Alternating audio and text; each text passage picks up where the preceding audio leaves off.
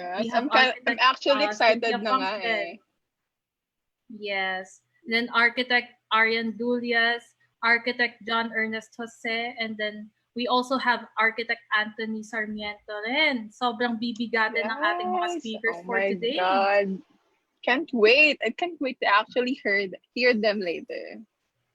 Yes, sobrang daming insights ang matututunan natin, especially nga kasi maraming incoming Design 9 students and then may mga Design 10 students din na pwedeng makuha nila yung mga insights nila dito mamaya and then i-add up nila sa kanilang mga ma-present Research, right? sa defense nila. Perfect. Yes.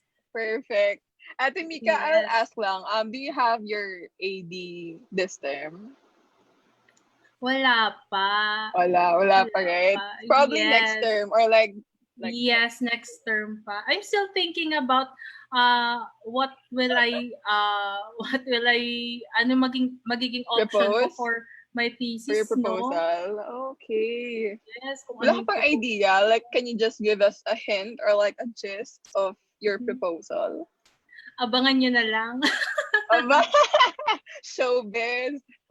Showbiz tayo ngayon, yes. Sobrang nating daming participants. So, as of now, 2:04 p.m., we have 200 participants, no? So, galing sa iba't ibang chapter. Yes, from area A to area D tayo, guys. Thank you so much, guys, for participating. We really appreciate your attendance. Yes. So, shout out din sa mga former schoolmates ko dyan from Ateneo de Davao University and Adamson University. Wow, you're Hello, from everyone. Ateneo. Yes. Yes. So, guys, streamer rin namin to sa Facebook Live. So, pwede nyo rin i-share and then mapanood nyo ulit after this live webinar. Oh, wait. Someone asked in the chat box if this is recorded. This is recorded, right? Yes. This is recorded. All right. Hello, Mr. Anjo. Yes, this is recorded. Okay, we'll start now. So, hi, hello, guys. Good afternoon. I hope you are feeling good today. Can I see a thumbs up, everyone? Thumbs up. Hi. Thank you very much. Seems like everyone already ate their lunch. So I'm Ella and we'll be virtually together today. Yes, good afternoon. And I am Zu, also one of the people who will join you. And I am Mika. Together with Zu and Ella, we will be your hosts for our event today. So I'm very thrilled, no, to be with all of you guys here today. So maiba nga ako, no? How are you guys holding up to your online classes here? Nga ba? I'm sure we're all adjusting. I'm sure we're all adjusting through this phase, but are still enjoying naman, di ba? Yeah, I actually agree. Pero you know what? It's really kind of hassle for us, like the setup with the new system. But of course, ika nga, as architecture students, we are expected to always adapt, right? Yes, I can feel it, guys. So I am currently enrolled right now, and this online class is harder than I expected.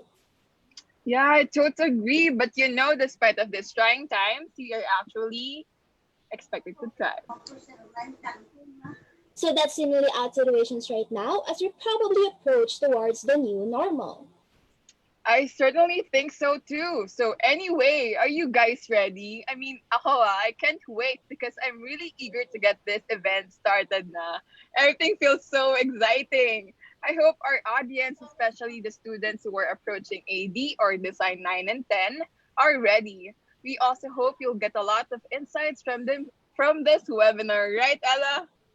That sounds right. So anyway, before we start, we'll have a few reminders to be followed by our national anthem and the opening prayer to be led by Mr. Casimir Derecho.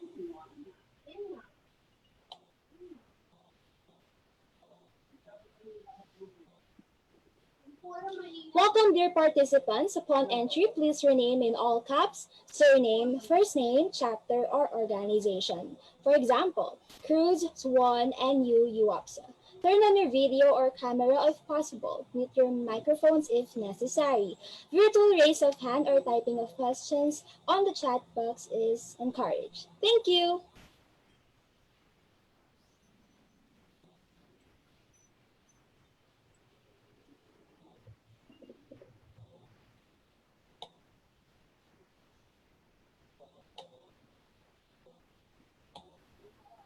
mga kababayan ng pambansang awit ng Pilipinas.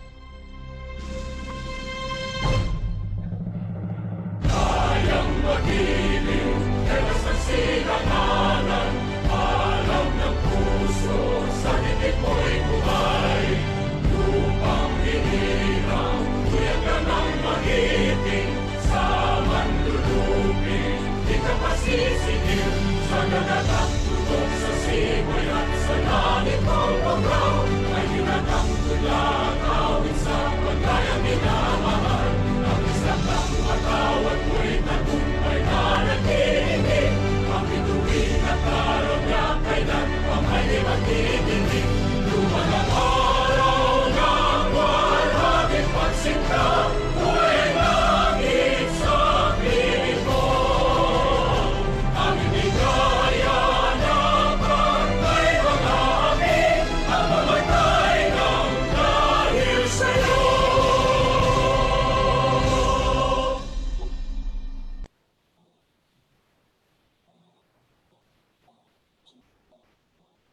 May we call on Mr. Ken Celia to lead our opening prayer.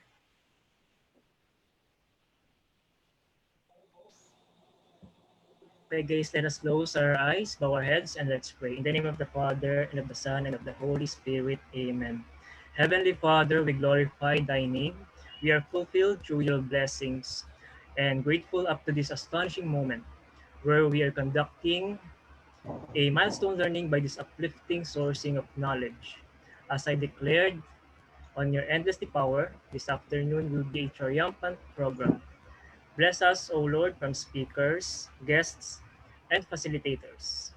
In Jesus' name, amen. In the name of the Father, and of the Son, and of the Holy Spirit, amen. Good afternoon. Amen. Let us all welcome Architect Christian Vasquez, the United Architects of the Philippines Dubai Chapter President.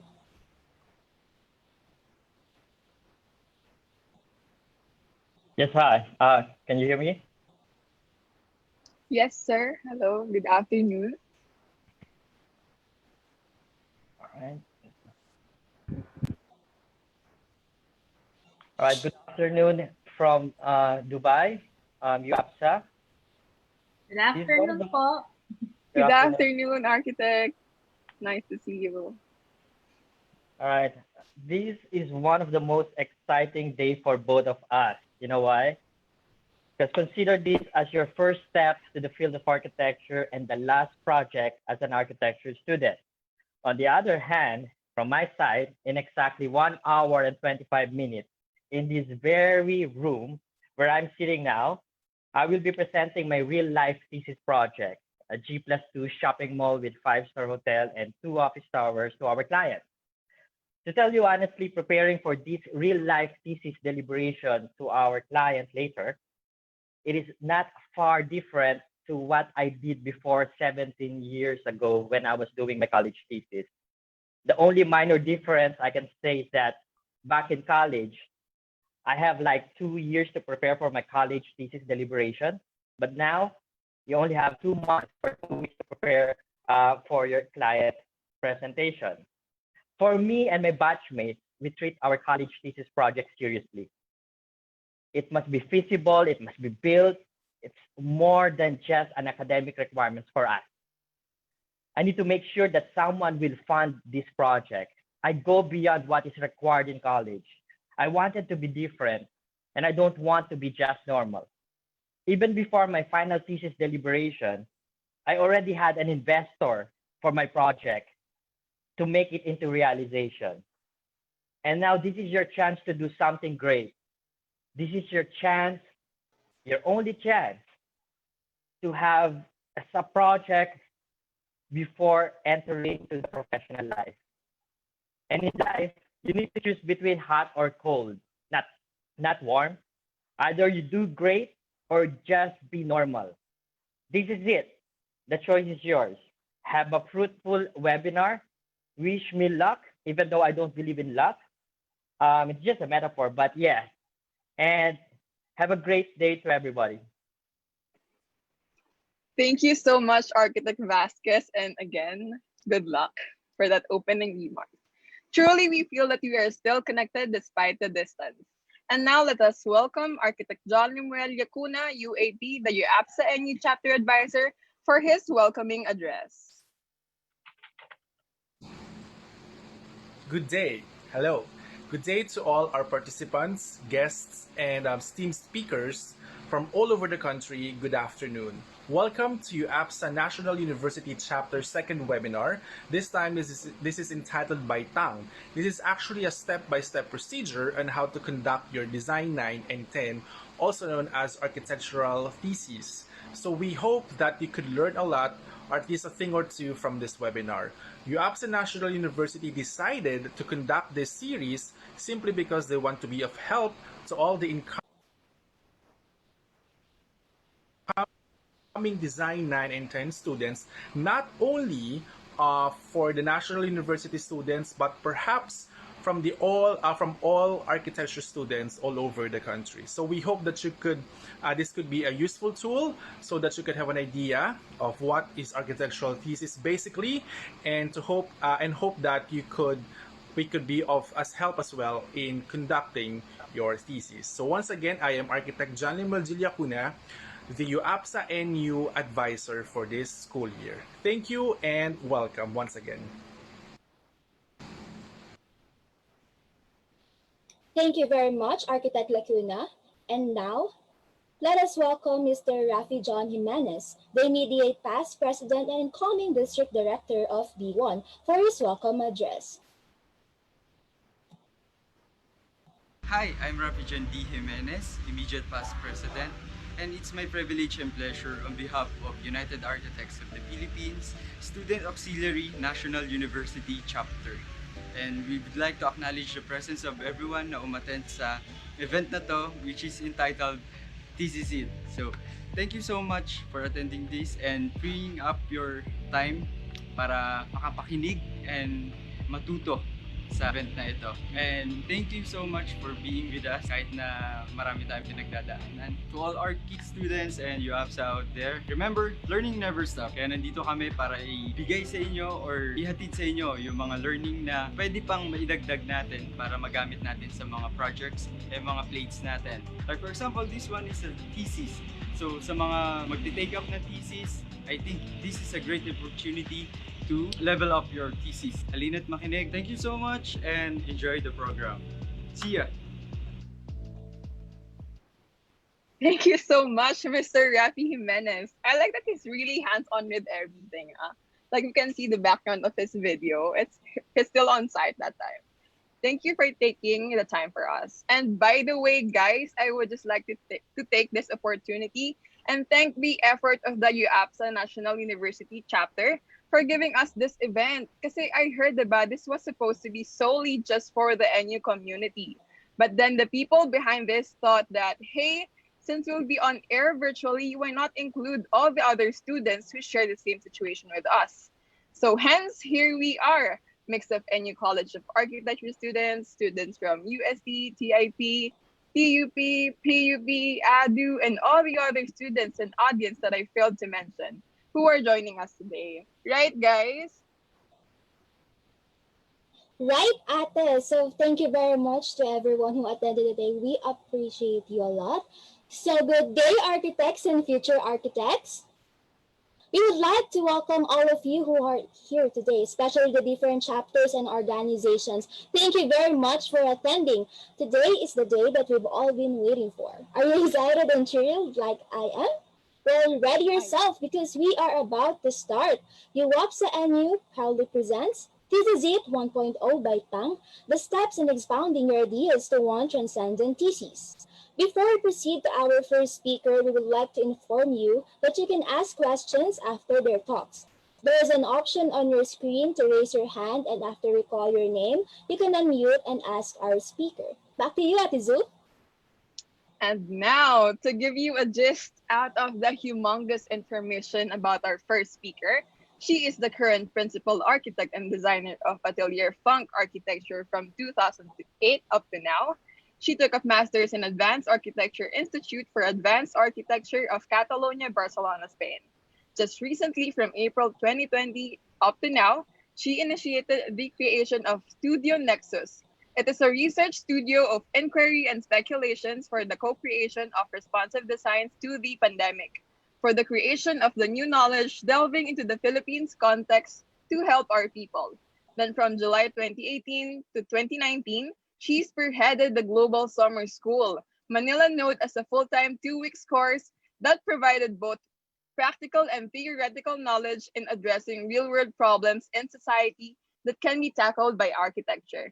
In addition to this, from May to November 2018, she was a participating mentor for the De La Salle College of St. Benilde Philippines Pavilion at the 16th Venice Biennale in Italy under creator Professor Elson Cabalfin. And now I give you architect Maria Cynthia Ilagan Funk.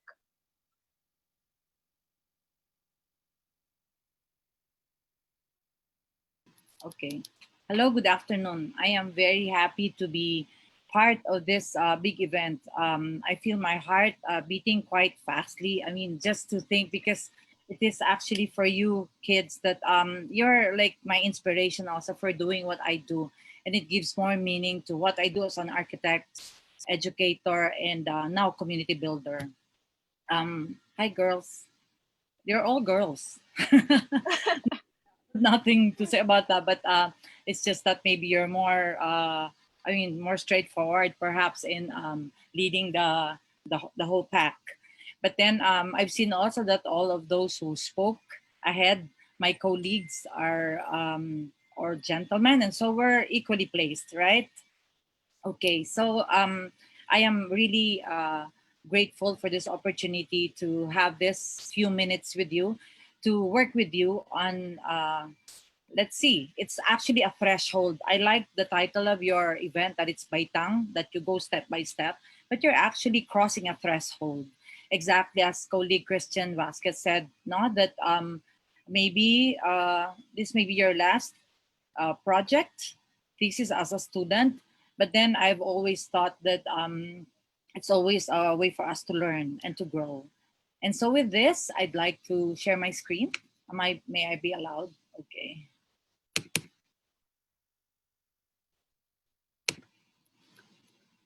So there. This is the most wonderful time of the year. Nag-countdown na tayo sa Christmas, di ba? And there's a song that says that it's the most wonderful time of the year because it is what we live for. I mean, since we started with our first year entering into the university, we know that this moment will come. And of course, everyone is in trepidation because of this, like, gusto mo makapasa, di ba? But we have a very particular challenge in front of us. And it is something that I will be discussing with you as we go along. For us, it is $1 million question. What is your thesis? Sige nga, like, even for a few minutes, just think about it. A lot of you would say, airport. Siguro, I do some master planning. Or maybe a museum. Or I'm a bit, not irked, but it makes me nervous when I ask this question and I am faced with such answers. Because actually a thesis is more than just the project. It is something that you have to put forward to the world. Our world right now that is changing in front of us. I like this picture. This is one of our thesis council meetings, and we invited those from, the students to talk about the thesis and to explain to them what they have up against. So you look at them and you would see young, hungry, anxious faces. Some of them are tired and lost. Perhaps it's not.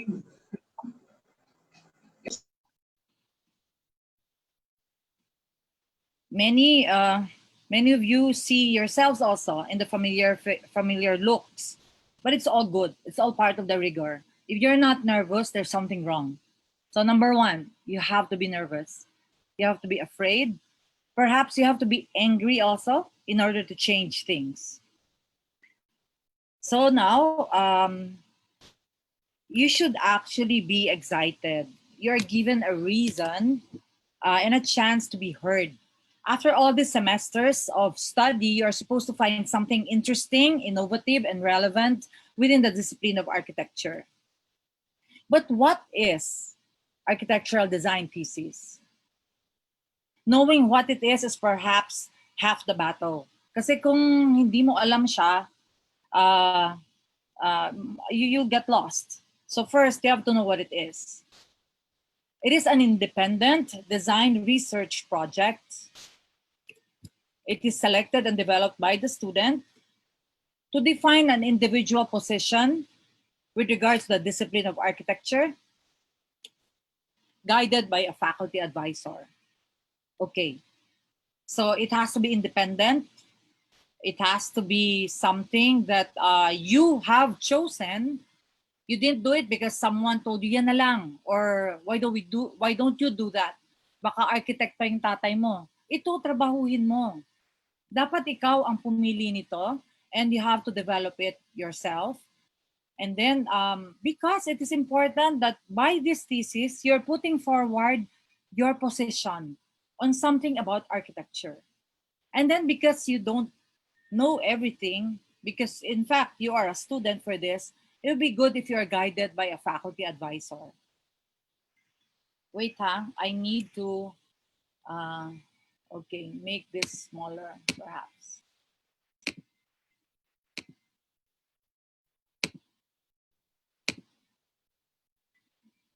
Okay, let's go back.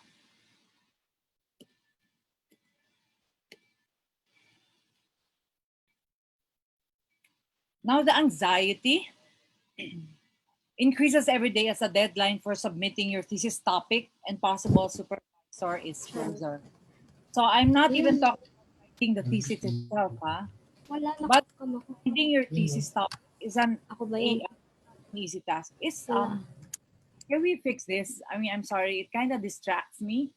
If you can like mute your, thank you very much, very helpful. So it's not an easy task to find a topic. Oh my God. This is perhaps harder than writing the thesis itself. Pero I'm here to help you through this. First, identify something you are interested in or passionate about. So you decided to study in this program for a reason, no? This is the difficulty also of a virtual undertaking such as this. I cannot even look at your faces, and this is very taxing. And so I hope you're still listening. And maybe I will just pose this question to you. You think about when you first started, is this a first choice as far as course is concerned? And that you have been waiting for this chance to be heard this time. Because if you're not passionate about what you're doing, you will not pursue this.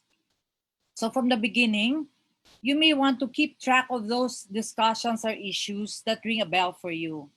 So while reading or doing the lessons, you try to identify those moments in which you are puzzled or interested about something. You keep a notebook with you and write down. You heard something, oh, that's interesting, and write it down.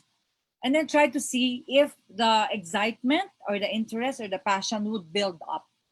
Then most probably you have to make a study about that and use that as your way to express your point of view about something. This is maybe the first thing that you have to think about. It's a first step. And so yan yung number one. You identify something you're passionate about. So it's also possible that it's more than one. Write them down anyway. Wag kang mabablock. Just write them down. And then later on, you will choose. Or maybe you can combine. Or maybe you can try to see how you can, according to the order of priority, you write them all down. And then as you choose your advisor, you can talk it over with the advisor or even your friends. So that's the first one. Next, Hindi pa pala, sorry. There is something pala that I wrote here that inspired me. Steve Jobs said, you have to be burning with an idea or a problem or a wrong that you want to right. If you're not passionate enough from the start, you'll never stick it out. Okay, because sometimes you're lost, you don't know where to go. But if you're passionate about it, you will keep on going. Okay? Next, discuss your interest with people. So, the greatest ideas are not always about a particular person thinking about it. It's because you have talked it over with friends and the genius came after you've spoken with them, even if you thought about it yourself. So when you're interested about something, just being happy that you have found kindred souls to discuss these things with is something that will help you a lot. So don't feel bad if you don't come up with something that you thought of on your own. It's okay. The important thing is that you talk to your classmates and to your teachers and try to ask people if they know something about the subject and what they know about it. Even that will form part of like how you will cement the idea that you have in your head. And then this will help you narrow down your interest and identify possible questions or gaps.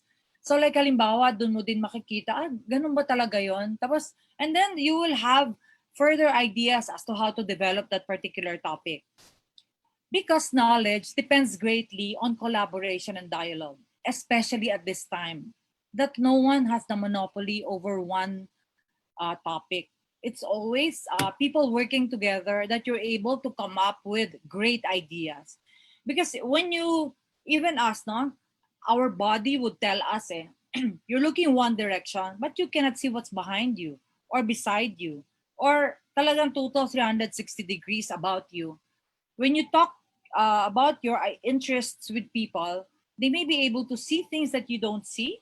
And then it becomes more holistic and that will help you a lot in the choice of your topic.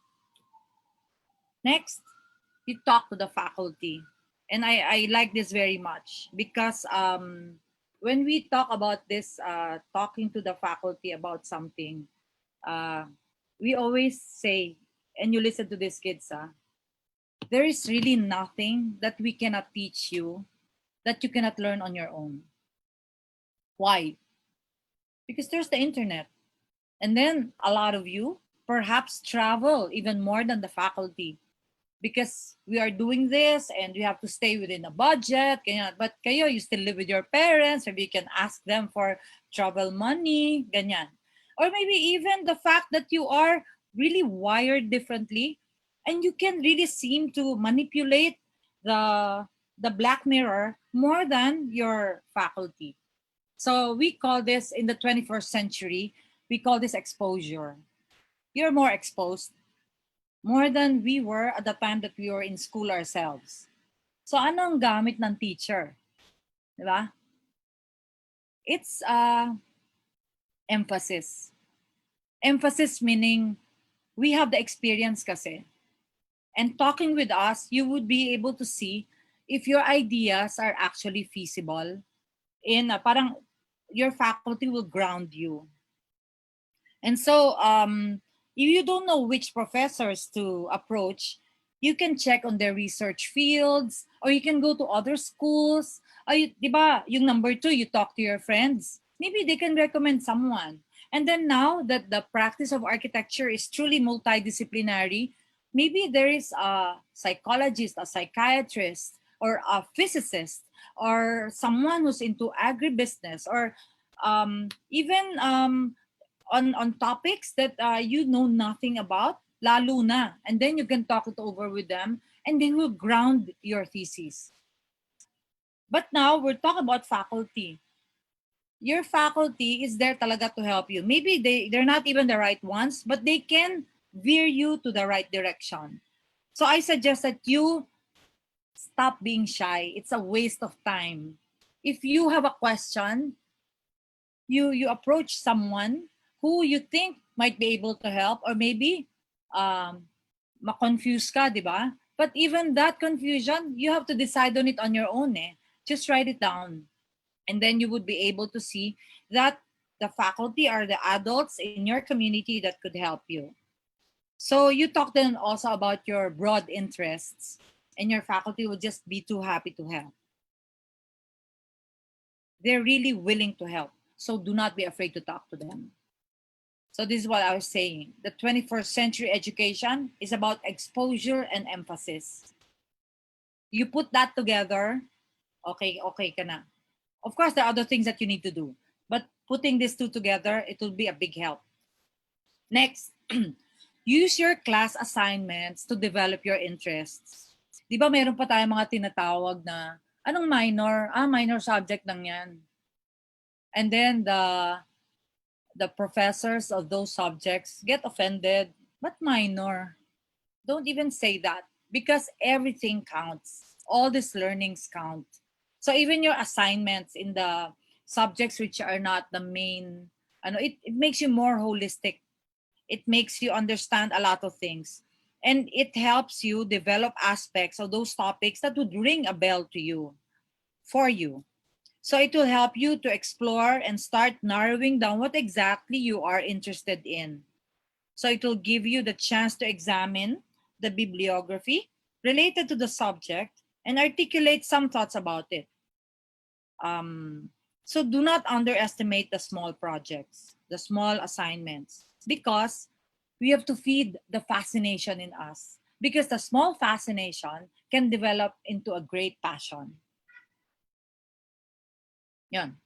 I'm just reminded of a lot of my interests, like I love music and the theater, and a lot of my ideas. Even, being architects, you're able to get a good client if you know how to tell a good narrative, because they will not understand the technical aspects of your work.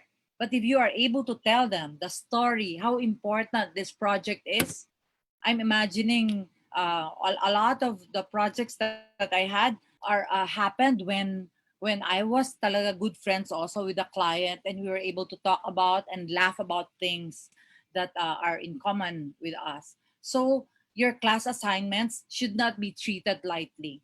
They are just as important as the big picture. So there. Next, how's your scope? Your scope. Many students give in to the natural temptation to do too much by picking topics or issues that are too expansive. Sobrang laki niya, and then nauubusan ng time. Therefore, it's almost impossible to execute in a short time frame. Nauubusan ka na ng time. You try to see, like you can do stuff like a future scenario planning. Like eto lang yung limit ng ng study mo. You can you can try to look at the other situations that you have in the back of your head, pero you can limit it, and then pwede naman siya i-replicate. Importante kasi sa thesis then is that you know the process. So if you're able to tackle the process, and then you can focus on that, because realism is key. You don't have, sige, okay, kung okay lang sa'yo na mga 5 years mong ginagawa yung thesis na yan, i-cover mo lahat. But that's not even realistic. And so you try, and this one you can decide together with your advisor also. So you can try to see how it could be big enough a study for a thesis, and not too big na hindi mo na siya matatapos. So the tip is this. You start with the simplest version of a topic and add in extra complexity later if the circumstances allow it. Okay? So you parang siya, you look at the big picture and then try to see if like a chunk of the whole you can do, and then you try to add in complexities as you go along. So this is also, again, when when you consult with your advisor, and also if you have an external consultant, you can talk this over with the adults also. Okay, so you check your scope. And then eto, let's say talagang wala, talagang mahirap. Di ba sabi nila lagi, anong bago dyan? I have this very risky suggestion that you do not have to be unoriginal. You can be also, you can stay in the box. Pero what does that really mean? Undergrad lang naman din to.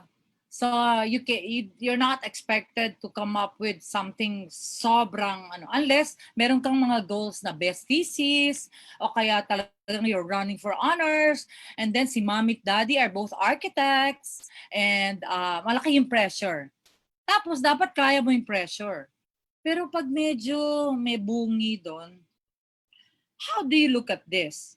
So you can choose a simple, unoriginal topic, pero yung execution ang hanep. I mean, it's when you actually, when you execute the process. And I'll tell you a little bit later kung ano yung process na yan. Pero yung importante is that there is, nagawa na, pero yung paano gagawin. Yun yung, and then how do you express it to the public, because there's going to be also a public defense, di ba? So ngayon, so you execute it in a way that exhibits the knowledge you have acquired in college, and that will also do the trick. Kasi yun na importante sa thesis. For all those years, all those terms that you were there, you should like shine. Like you've learned about the process of argumentation. The topic is, the case study is such, pero yung argumentation is like, how do you even express the years of study that you had in architecture? So it can be an old thought of project, pero case project, pero yung proseso. Lalo na ngayon that in the world, we need to do projects which are process driven, because it's so important. It is the best way for us to future proof our projects also. So you have to look at time as a unit of measurement. In 10 years, kamusta kaya yung project na yan? In 20 years, kamusta kaya? Will it meet the requirements of a people or a city that is growing? Yung mga ganon. So ito yung mga, these are the things that you can try to work on, even if it's the same museum, school, hospital, ganyan. It's not very original, pero yung process mo, how you arrived at it, because you studied the anthropology of that people, and you studied the context, the culture, the stakeholders, and the history. So that's what's important here. And then, what do you want to do in the future? Aim to solve a real world problem. You may be able to think of a thesis that you can keep on studying even after college, and even come up with an actual project about it. Like a lot of my students, I don't know if you've noticed earlier, you were told about what I'm doing. I put up a studio. No one's paying me. I wanted to write down about that future world that's gonna happen, because I don't think we are ever going back to how we did things before. In fact, I'm questioning certain things about, for example, the NBC tells us that the sidewalk has to be something 1.2 meters. Where there are sidewalks, yun yung minimum. We have seen them in all colors. We've seen them in 60, minsan wala, minsan kinain, may tindahan na doon, yung ganyan. So, minsan walang sidewalk. But minsan meron, and sabi ng NBC dapat 1.2. What are you going to do if you are told by physical distancing because of the pandemic that there should be 6 feet between you and me? Where do we get the 1 meter if there should be 2 meters between you and me? Do we cut into the streets or into the property of people? There are a lot of things that we need to study over, and we need to take care of the environment also, that we don't overshoot. We're taking care of man. We like human-centered design, and yet we know that we are in the Anthropocene age already. It's man who actually caused a lot of the problems that we have here in the environment. So many things that we need to study. Now, my students of former, they were supposed to take the board exams. But when they heard me talking about this, I told them, do you want to make a study? So now There are about 12 of them, kasi a studio is actually 12, and we're writing down our ideas about that future world. But all of these are conceptual. And so we have nominated a village, pumayag yung isang village, that we turn it into a self-sufficient campus, and we are addressing food security. Now I'm writing the project proposal because I'm going to look for funding for it. And maybe we can get paid. But that's not so much here. The money will come. Importante, papakainin nga kami ng village kasi maging community farm siya. But a lot of the students with me there had thesis problems before about virtual reality, about circular economy, about they used rainwater harvesting.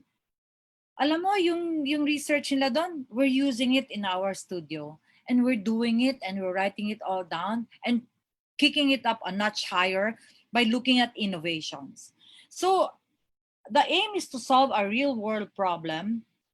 Lagyan mo lang ng scope, and it's like exciting us like no other.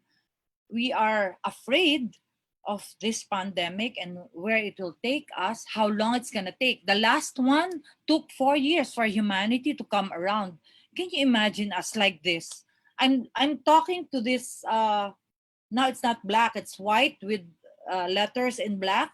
And I hope you're still there.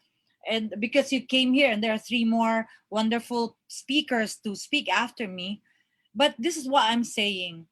We do not know. We can only speculate a future that's going to happen. Wouldn't you like to have a thesis that will be something that you will keep on doing in the future and that you would aim to solve a real world problem? I feel myself very passionate about this, and it brings me back to the first one, that if you're not passionate about this, you're going to stop in the middle of it. And so to me, it is so important that we look at this as something that we will give humanity. So my only thing is that woke. You have to be woke about this. You have to know what's happening. You have to know current events. And now all of a sudden we are a global community. It's not just about the Philippines. It's about the next country and the world. And now it's not even a problem. I teach a class in Abu Dhabi, just here in my room. And I see their world because we have them research and tell us about how things are. All of a sudden, we can be anywhere without the problem of visa and even spending for it. And so there are many wide-ranging opinions about architecture's ideal role in society. And if you choose a topic that will be at least helping you aim to solve a current social environmental problem through a design intervention, then it'll be fantastic. I'm nearing the end of my talk, and just a few things that I will tell you. A word to the wise. These are actually tips. So as I said, your thesis, what is it? After everything I've said, it's your point of view. You can put forward an idea that is yours. It can be disruptive, it should be innovative, and it should be something that will put forward your idea of even an old idea. Now, this is the chance to show the world that what you have learned, what you are passionate about, and what you are made of. Why architecture is for you. Maybe you're even redefining what architecture is, that it is even beyond buildings. At the College of St. Benilde, where I used to teach, we created strands. So how will the students deliver their thesis? And maybe it can help you. Number 1, you can invent something. So you can think of something that does not exist yet, pero yung problema nandun. Ay, baka pwede ka mag-invento thinking of that. Because there are resources and you can take advantage of those. So what, where, and when is undefined. Come up with it. Pero yun nga, it responds to a need. So you come up with that. And then you have to explain the why and then the how. So ito yung when you come up with something that's solid. So this strand will focus on the expansion of current knowledge. Pwede kang, ang thesis mo is about the creation of a new material. Yung basura, I mean, ito gasgas na to. Yung basura na gagawin mo into something, ganyan. Kasi It has no molecules. It doesn't melt. Hindi siya nabubulok. So, andyan siya. So, what are we gonna do with it? So, yon. Or maybe you can come up with new processes and systems. A new building, ayun nga, a new system of building construction. Ang mahirap lang dito, yung testing. Kasi we don't have enough ways. Kasi dapat may testing siya. We have the OST. So if you want to come up with a new material, check with them what kinds of testing methods you can have. Or if you have money, you can send it over to Germany. And then they have stuff there about checking the tensegrity of bamboo or stuff like those. So ito lang yung difficulty sa invention. Mahirap siyang i-support, no? Because of the limitations we have. Next, an innovation. It is to take something invented by another, pero because there's open source culture, you can take it. In fact, open source culture allows us to hack. Pwede nating kunin yung idea niya. However, may dalawang requirement. Number one, you have to say where it came from and who first thought about it.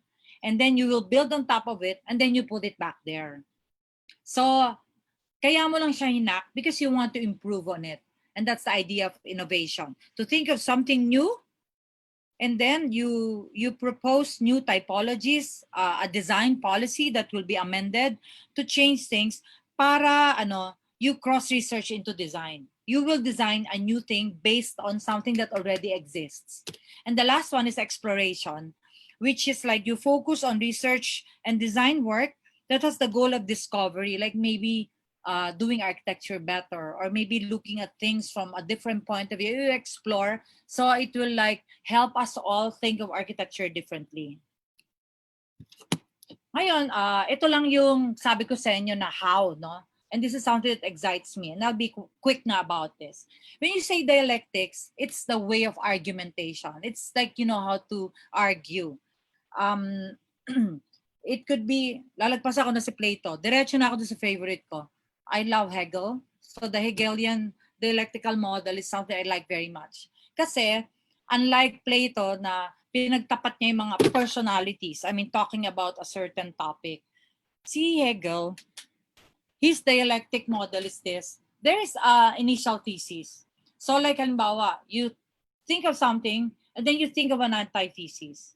Tapos may counter propositions yan. And then you will come up with a synthesis to put these two together. Tapos, pwede mo pa tapatan yun na isa pang antithesis para kontrahin siya. So it's about ideas talaga. And then you come up with a final thesis, which is your synthesis, putting these things together. And that becomes your thesis. And then you apply it to an actual project. And this is fun because this is like a lot of discourse. And it's fantastic kasi it could be something like when you talk of being and then nothing. So this is like thesis, antithesis. What is the synthesis for these two? It's becoming. Diba? Isa pa, in one of my architectural philosophy subjects, I asked freshmen, sabi ko, what if your thesis is life as you see it? What is the antithesis of life? Ano antithesis ng life? I hope you said death. Diba? Death is as sure as the day you were born. But how do you find the synthesis between life and death? Isn't it, sabi nila, rebirth? Pwede, if it's a city, diba? So a city was born and then it grows and then it declines and then there could be a rebirth. So that could be a synthesis. Or more importantly, perhaps it's meaning. Meaning. You find meaning in life and death. So these are some examples of our platforms of excellence. Like yun, as I said, you can have a thesis that's about the city and then you study the birth, development, decline, and rebirth.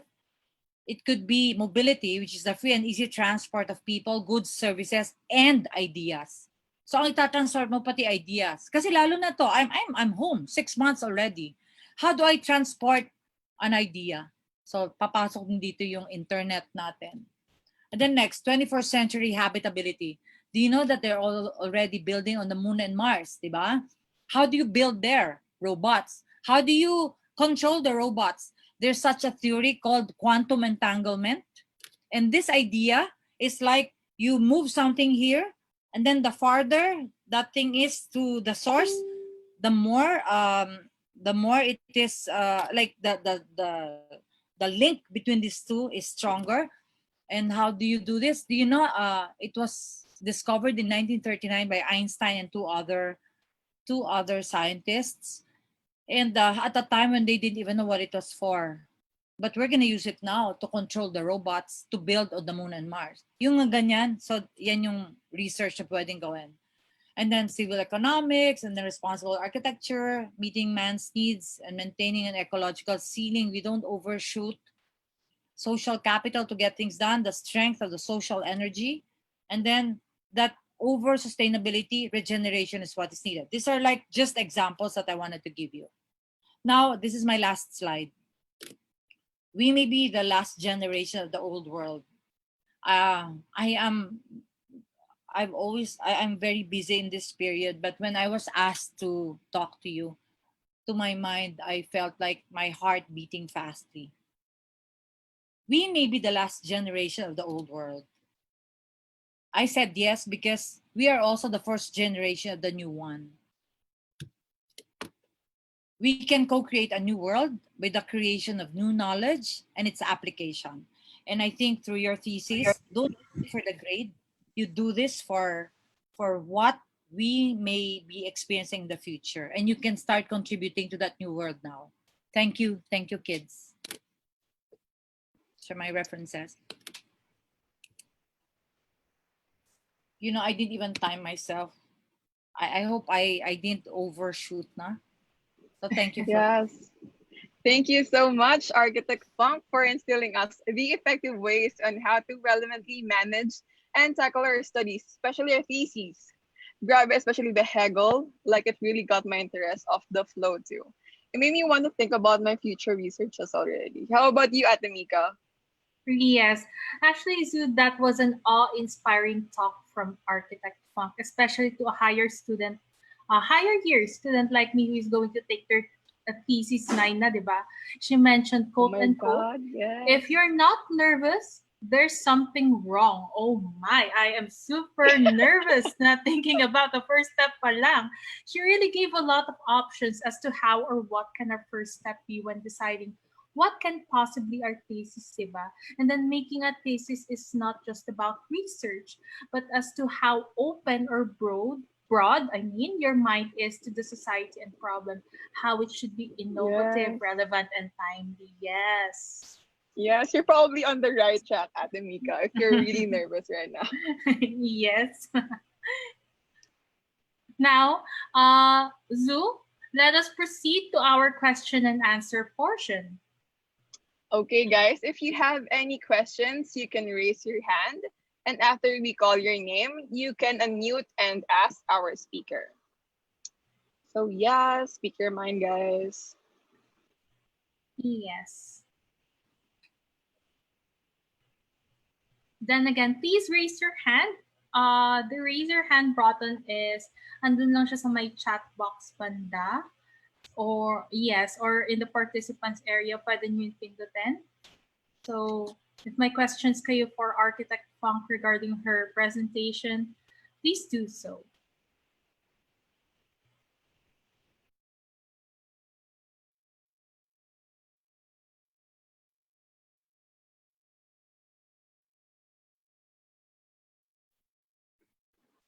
So, guys, don't be shy.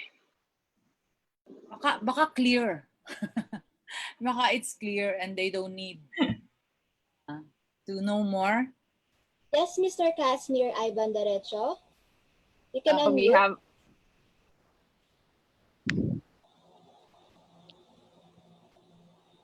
Hello, good afternoon, architect and guys. So I have a question lang for some kind of thinking and curiosity. So my question is how theoretical thesis or yung mga thesis like yung mga pang Mars, yung pang ibang planeta na nakikita ko mostly sa social media na how they overcome those research na parang it's just impossible lang for me. Thank you. You know, I'll tell you something, huh? we had a student that took on the Darwinian theory of evolution. Pero instead na paatras, finorward niya. Kashmir, no? Your Kashmir. Thank you for your question. It just made me remember this particular thesis. And then, sabi niya, what if in 4 million years, wala na tayong tatayuan na structure on land. Yung water din, it's so unsure. Baka daw we will build na up there in the air. And so, in order to tackle this, he made a research on certain tribes na ang livelihood nila is like they dive into the water. Alam mo yung kanilang physique, iba yung shape ng lungs nila, yung rib cage nila, iba. Tapos, in the islands, the Galapagos Islands in Ecuador, there are different islands there. And they saw that depending on what the birds would eat, their beaks are different. Kapag they delve into pointed, kapag bent, ganyan. So, para ang pino-point out niya that nature can have the possibility of changing its physique according to the life that they live, and so that they will survive. So it's all about survival. And wala maka-question nun. Kasi may studies siya eh. May RRL siya, mayroon siyang supported Tapos yun nga, may mga existing siyang studies. O sige, so ano na architecture dito? Alam mo, he said that man possibly may grow wings. Tapos mag-iiba yung body niya, liliit yung lower portion ng Tapos sabi ko, ano yung balahibo? Pati sa questioning, tanong na sabi niya, hindi ho parang bats, sabi niya. So, yun, pati yung strength ng upper body because it's where the wings would reside di ba? So, yan. Tapos, lahat kami nag-speculate because a thesis also, ito yung exploration, allows us the process of speculation. When you have all the elements to study, may andun yung mga theories, ganyan, supported naman siya, you speculate. And speculation allows you to think of new ideas for that particular realm. So we don't even know if it's gonna happen, like where would we all be in 4 million years? Pero yun yung timing na sinet niya. And then he drew all of this based on the flight, based on anything, ganyan. Supported siya ng science that most probably it will be like this. And then we don't know. But it's, you know what's important? It's not the outcome that's important, but what became important was the process. Yung process ng niya, how he developed the thesis. Tapos ang ganda din ng mga drawings niya. May isip mo na maybe to go down, you will go down the pole or you will slide down, yung mga ganyan. And so, if that is your movement, maybe this is how the structure would be. And all of these are speculation. And we were thinking, do we allow this? Kami na faculty, no? Yun yung start Alam mo, we allowed it. Kasi we would like that world of the future to come up, to arise based on solid studies, solid research as basis, and then yung speculation could follow after. So with your question, I told you, it was in 1939 when the theory of quantum entanglement was done by Einstein and 2 other scientists at the time that they didn't even know what it was for. Now it's the 21st century, and that's how they're going to build. They're going to implant those robots with human cells. And who knows what will be invented now. And, importante, hindi siya kathang-isip. May basis siya, may science siya. If you're able to prove this, and then let's turn it into a game. If this is the theory ahead and there's scientific proof for it, what might we create in the future that will allow us to use the studies that we have now, building residences or structures in the future, building them now. So yun, that's why I would allow thesis like those. But of course, depende rin yan sa eskwela, di ba? So maybe it's something that my colleagues ganyan in the academic realm can look into, because it is really worth looking into. Because ngayon si Elon Musk, they read about him, he's really sending people to Mars. So yun. Did I answer your question, Kasmir? I have a lot of follow-up questions, but thank you po. Thank you po, Architect po. Email address. Let's discuss. What po? Come again, ma'am? I can leave my email address to UAPSA. You just get it from them. I'll allow. And then if you like, I'm not. Thank you po. Sige. Sige po. Thank you po. Bye. Thank you so much po. Thank you for that. Thank you for that, Mr. Casimir and Architect Funk. Architect, we have our next question coming from Mr. Zyron Barnes from UAPSA NU. Mr. Zyron, you can unmute your mic and ask Architect your question. Okay, thank you. Regarding po dun sa invention tsaka innovation, Architect Funk, yung kung ano po yung pinagkaiba nila or pwede ba silang pagsamahin? Then kung sa innovation naman, paano ka hindi hahabulin ng mga copyright or patent sa ganong same categories po? Kasi di ba may mga issues about patent and copyrights dun sa isang certain design or isang method ng engineering or design mismo po. Yun po. Doon lang ako medyo na-intrigue dun sa mismong open source na citations. Mga ganun po. Yung hack it, improve. Yun. Okay. Thank you. Una muna, i-differentiate natin yung invention tsaka innovation. Okay. By invention, we mean it doesn't exist. And then you come up with something like that. Like I've seen corn husks turned into something, maybe yung wall, partition walls, or maybe may iba plastic na tinunaw ulit, tapos you come up with something to for building technology, something. Basta when you say invention, you make use of resources, which can be natural resources, or pwedeng synthetic, pwedeng human resources. If you will create a system and then you invent something that does not exist yet. But as I said, ang difficulty natin lagi dito is the testing. Kasi sabi mo, that is fireproof. Paano natin mapuprove? So dapat merong measurement yon. Tapos depende kung gaano. Kasi lalo na if you're going to come up with materials for building, di ba? For building and you lay claim na ano siya, fireproof siya. So dapat sure tayo, di ba? So lagi yung difficulty lang. Pero marami mga bata, they wanna come up with something kasi they have a lot of it in where they come from. Yan. So yan, let's look into that more deeply.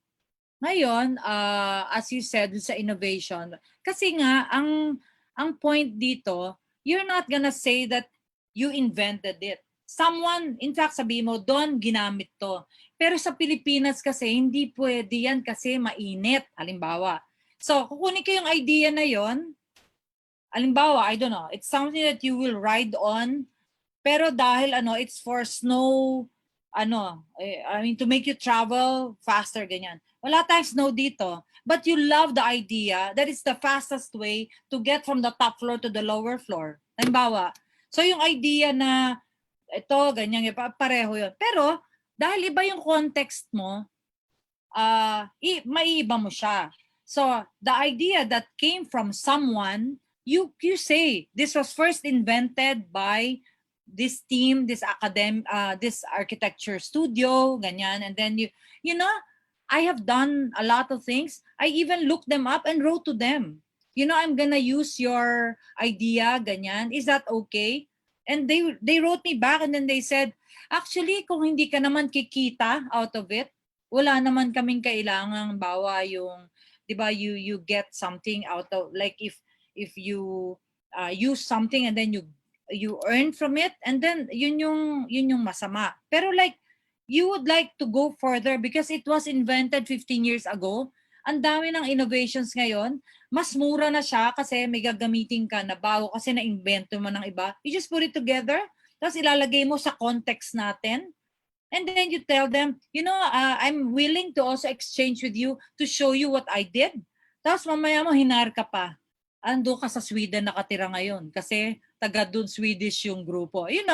Kasi ngayon it's so easy. We are already in the fourth industrial revolution, but the third industrial revolution is about communications. If you communicate with them, they may even work with you on this.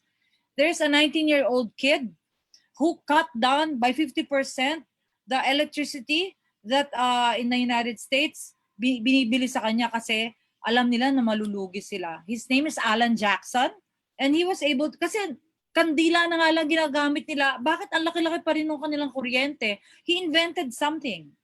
And he's just 19. And you read up on him. Alan Jackson from New Jersey. And then he invented it. So I would be so happy if like any one of you, one of this basta it's supported by study, you can get an idea from someone and then invent something new or build on top of it, because that's the whole idea. Because you know what design means? It's solving problems.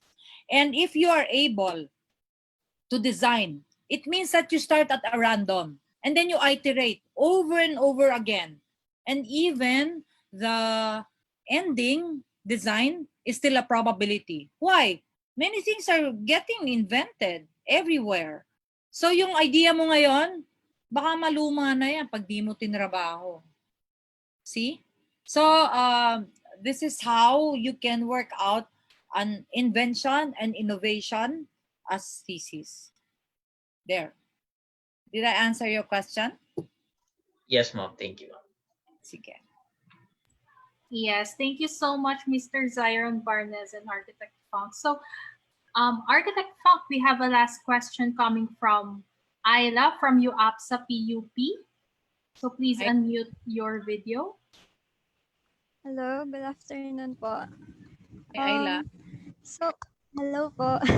So, I understand that you've tackled about scientific basis and everything must come from studies.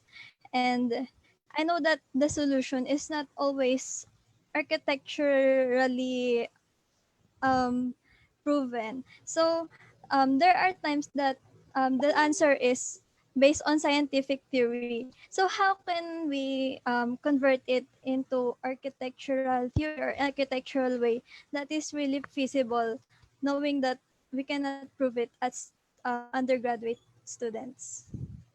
I hope you understand my question. Yung malabo, pero let's try to see if I understood it right, no? Hindi, kasi posible nga na yun yung kasi ganito, kasi di ba sabi natin, the important thing before you come up with a very strong solution is that you know what the problem is about. So define mo yung problem, di ba? Ngayon, minsan, because we have become so involved with the problem, yung solution, hindi siya architectural.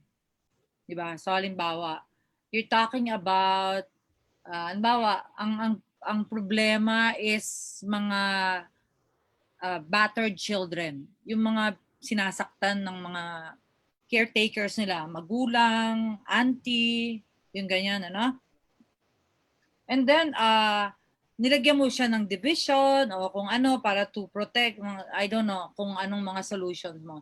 You better make sure that your solution is not about social work. There has to be something architectural about this. And so it's so important for you to know what architecture is and how architecture and design can actually help in the solution of the problem. Pero like halimbawa, you will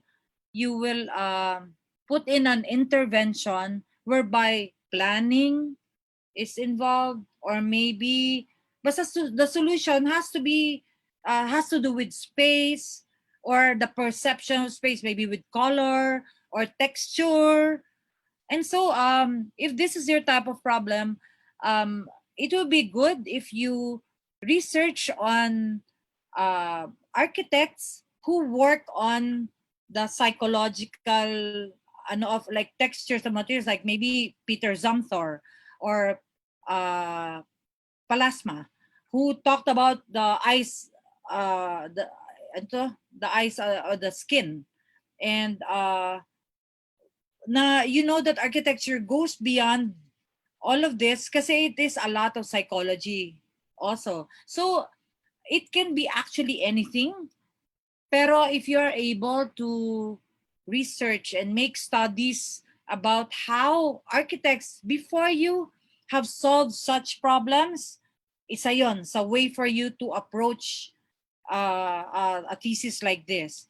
But the important thing, it's not kasi the solution is not simplistic. So meaning you are very, very interested in that problem and you really want to study. Right at the onset of your, when you create your thesis statement, how will architecture change the way this problem is viewed and how it will be solved? Yun yung yun yung una mong tanong. So you have to know what architecture does to you. Like, di ba, it turns into, I don't know if it's feelings or it's all very experiential. So what do you see, what you hear, what you experience when you enter into a space? Is it cramped? Is it, yung ganyan? So there is a relationship to all of this. And so your thesis can be exploration. Kasi ngayon, all of a sudden, I don't know if you've come across some of the structures that Frank Lloyd Wright did. Yung kanyang mga corridors are all cramped because he doesn't want you to stay there. Pero he loves Beethoven. So when he enters a room, parang dun dun dun dun dun, tapos biglang pam, yung ganyan, yung parang you experience music when you enter into a space that is powerful. So if you're able, so it also has a lot to do with the narrative. If like you're telling the story of a problem and then you are able to translate it into terms that would make your experience of the space a help to an existing problem, I don't think there'll be an impediment for you to get into the solution of ano na hindi mo ma-experience, possibly hindi gagawin. Pero as I said, it is scientific because you had research before that. Ano mo siya, ititweak mo siya in a way na kung ganun baka pwede matuloy. Exactly as I explained about growing wings. Will we ever grow wings? In fact, yun yung naging ano namin. Hindi maata ako tuto. What do you know? There are tribes whose rib cages are shaped differently because their livelihood is that they go into deep into the and they're able to stay longer than you and me when they dive into the water. So naiiba. So if you're able to argue yourself around this problem and the solution, it could be an exploration as far as you're very creative, and you know that the world of the future belongs to the creative ones. That's how I think. Pero I would prefer if like you actually have an example and then we can talk about that particular thing, because it's really context also and culture and that particular stakeholders and the history. There are a lot of things to be considered. Medyo pag vague in a limbo tayo, we can talk for days on end and not really arrive at a grounded thesis. Okay? Is that okay? Huh? Yes po. It was absolutely helped me with my thesis. Thank you very much. Welcome. And my pleasure. Thank you. Okay, okay, go ahead, Ms. Ida. Okay. So, okay, everyone, we hope all your questions are answered clearly. Again, thank you very much, Architect Funk.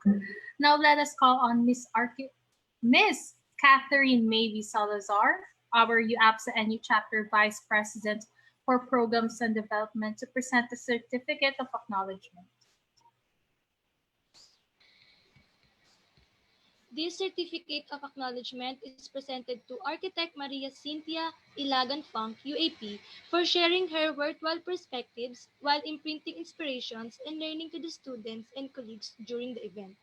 THESIS IT 1.0 with the substantial topic of BAITANG, the steps in expounding your ideas to one transcendent thesis, presented by the United Architects of the Philippines, Student Auxiliary of National University, Manila Chapter, of Physical Year 2020-2021, given this September 23, 2020, through a virtual conference.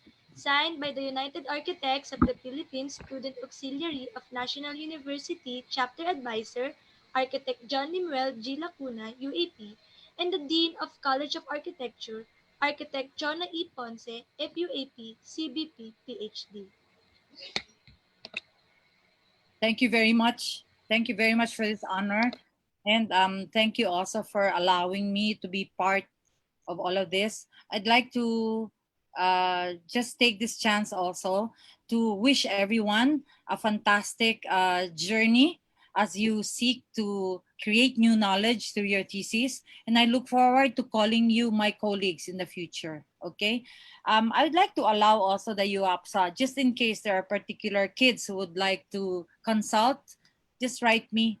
I left my email with email address with the UAPSA. I'll be very happy to work with you.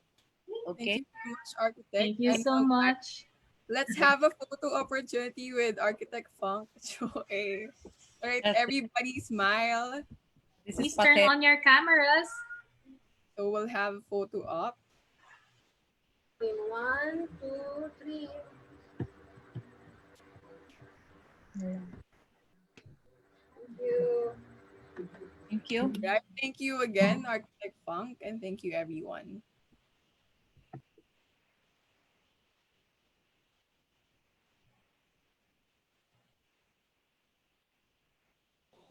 Again, thank you, Architect Funk.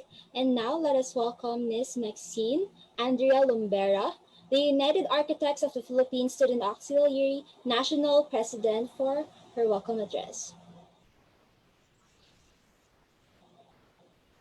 So, good afternoon, everyone. To all the chapter officers led by the chapter president of NU, Andrea Santa Rosa, the organizing committee, the APSA National University chapter, their chapter advisor, architect John Lemuel Lacuna, as well as to the speakers, to everyone in Zoom and in the FB live stream, a pleasant afternoon.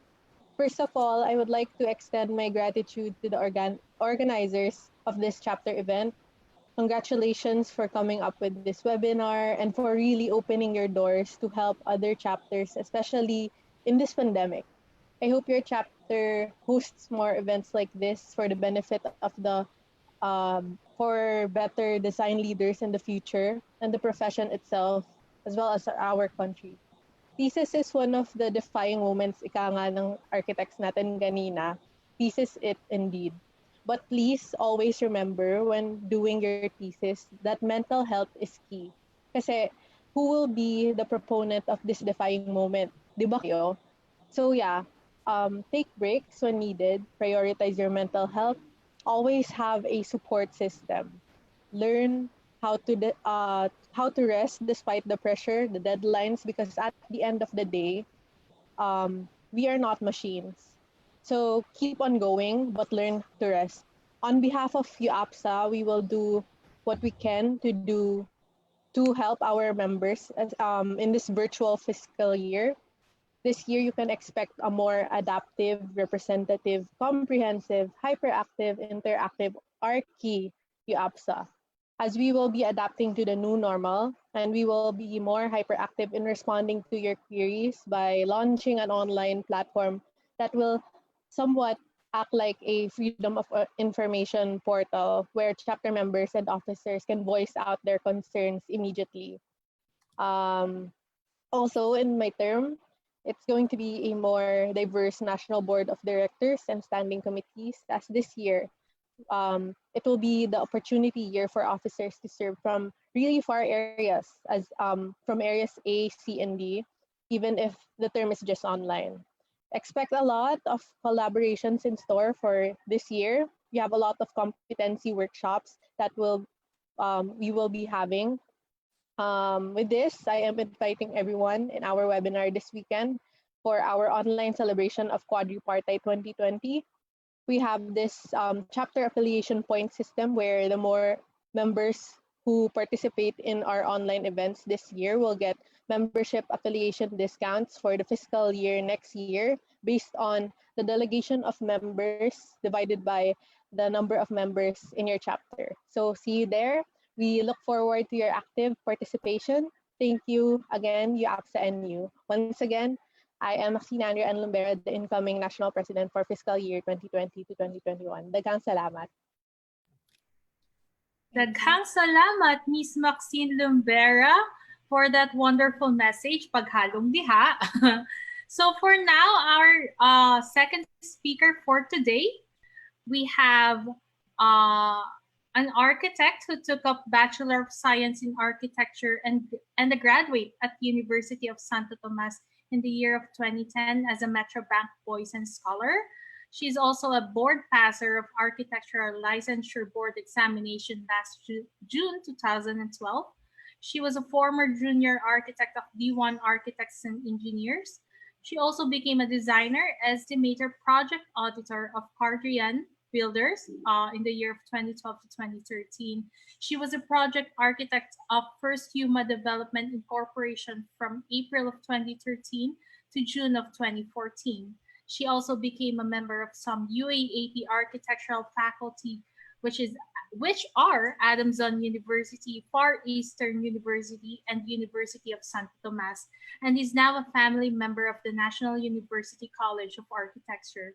She also became a member of the UAP Specialty Council on Architectural Heritage Conservation last 2018. Then again, let us all welcome Architect Arian Joy Q. Dulias, UAP.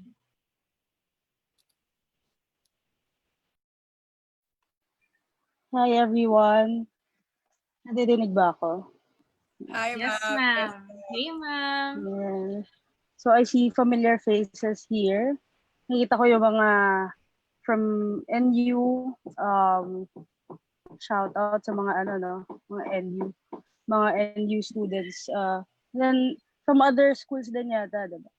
So anyway, can I just say it was a very insightful talk that Miss Choi gave kanina. So, yung sa akin naman, wait, I'm trying to share my screen. So I hope I can also give a few insights with what I'm going to talk about now.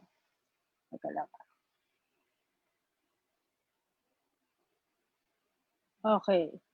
So, nakikita ba yung screen ko? I don't know if Yes, yes. Yes, okay. So, the topic that I would dwell today would be about site selection and site analysis.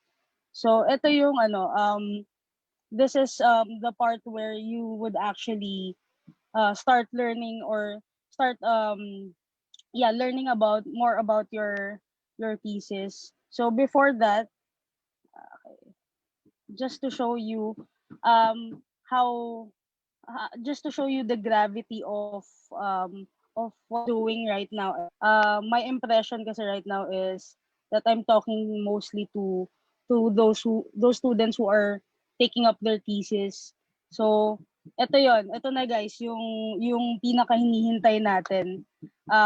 Right after this part, right after your thesis, ito na, malaya na tayo sa college life natin, and hopefully we are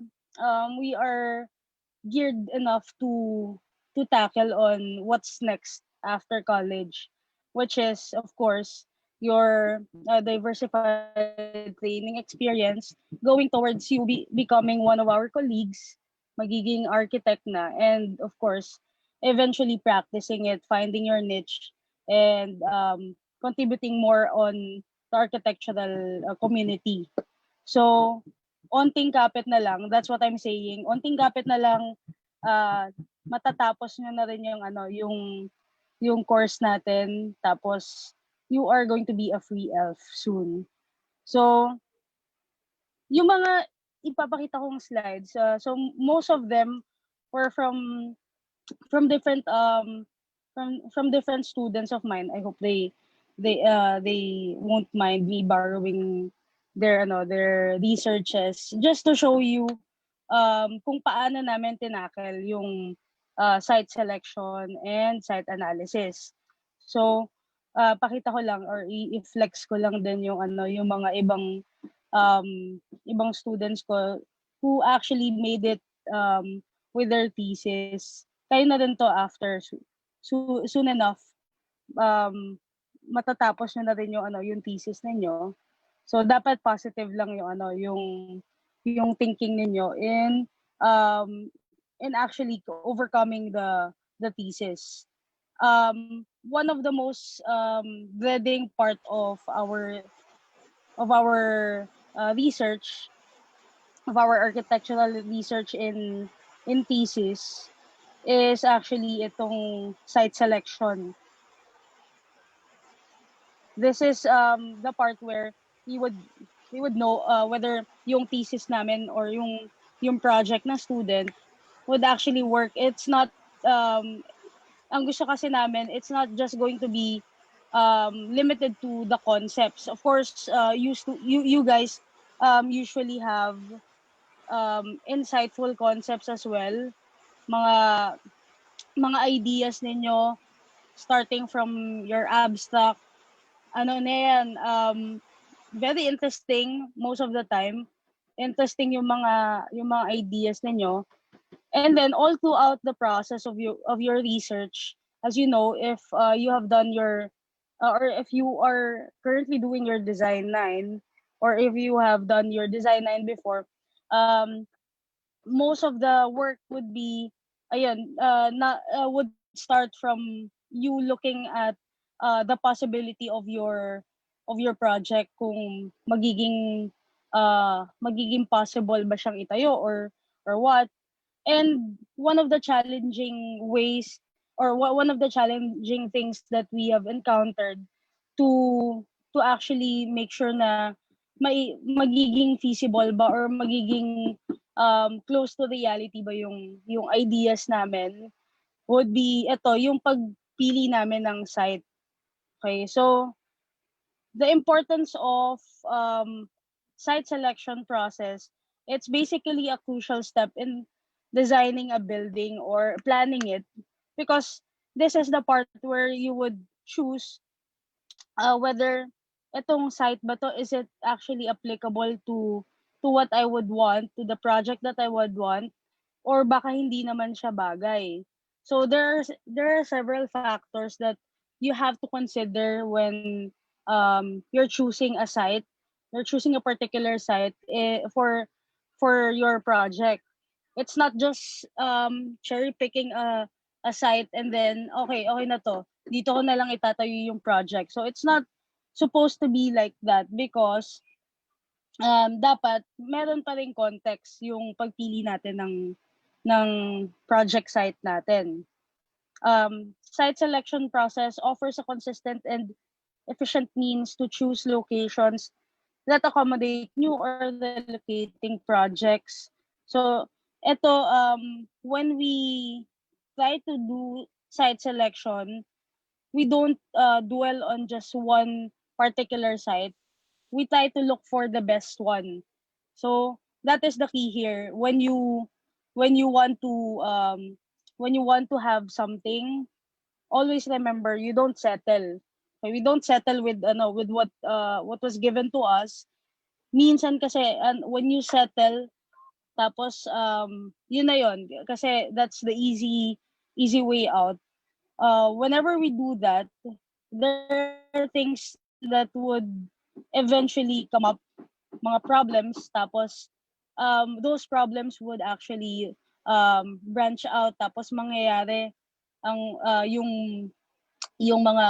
yung pagsettle natin for that particular site or for that particular for just one site without considering ano pa yung ibang possibilities na meron, meron pa bang better.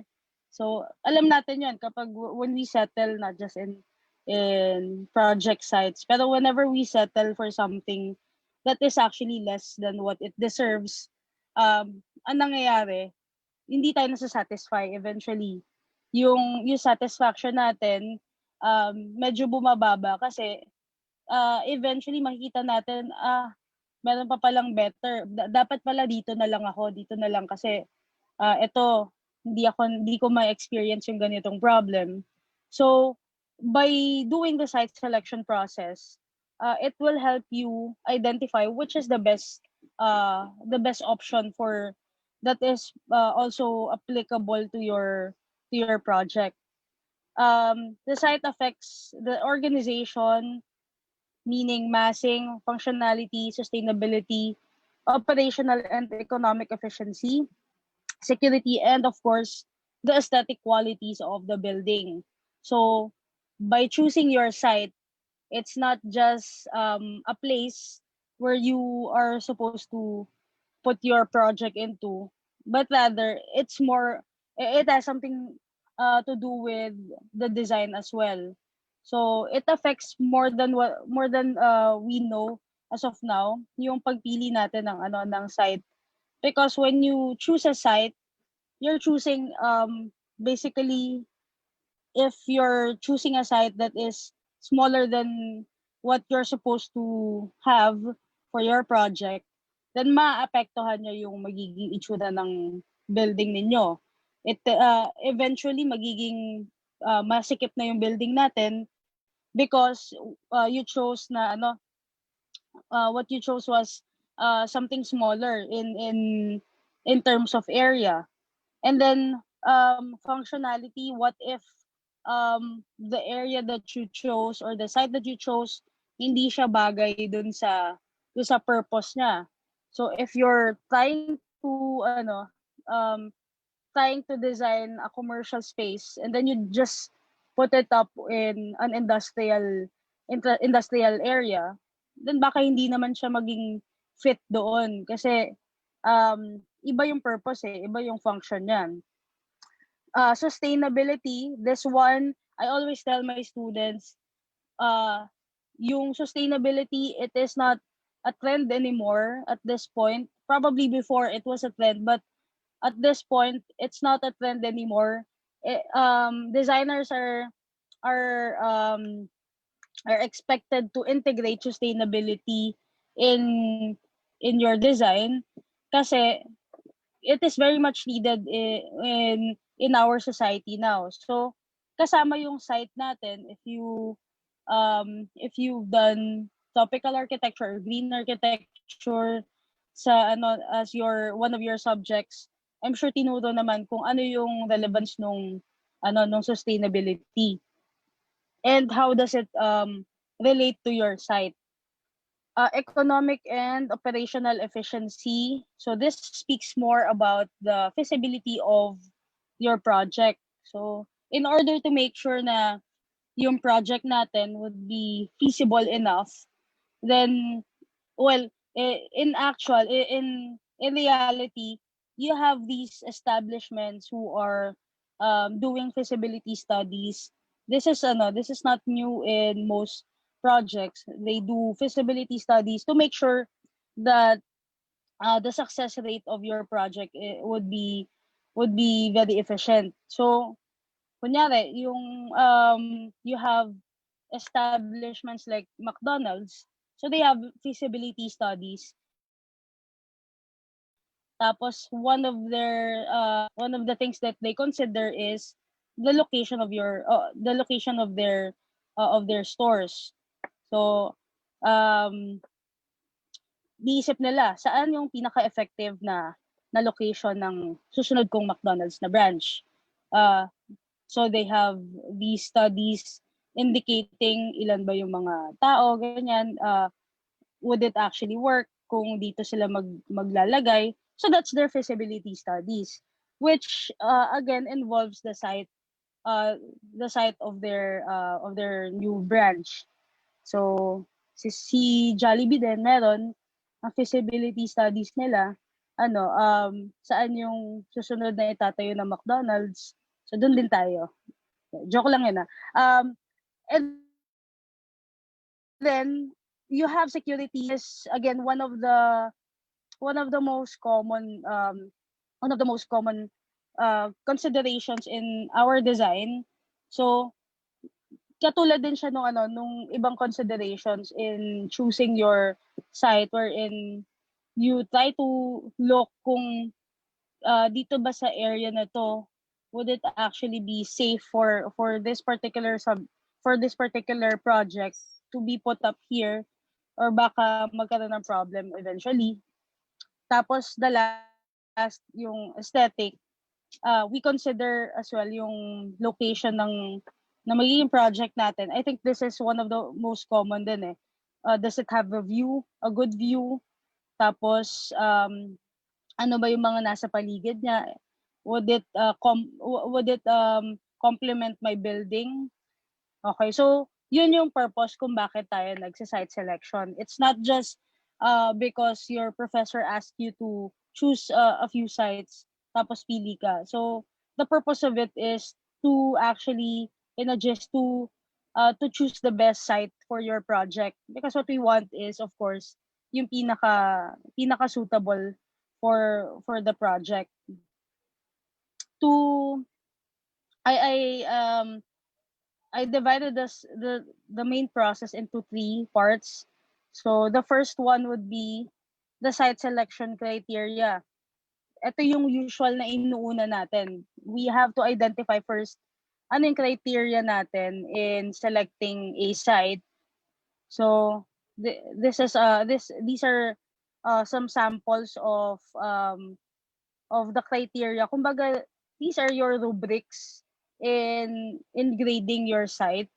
So you have here the general, ito yung usual na criteria, general criteria na nakikita natin pag sa mga nagte-thesis, wherein you have these criteria being under the following: natural, environmental, and physical factors. We also have the legal, institutional, administrative, and aesthetic factor.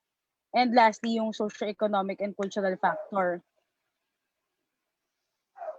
So sa natural, environmental, physical factors, you have here, ito yung mga land area or lot size.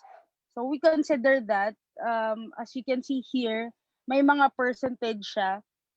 This one, yung percentage na to, it would actually depend on the need of your project.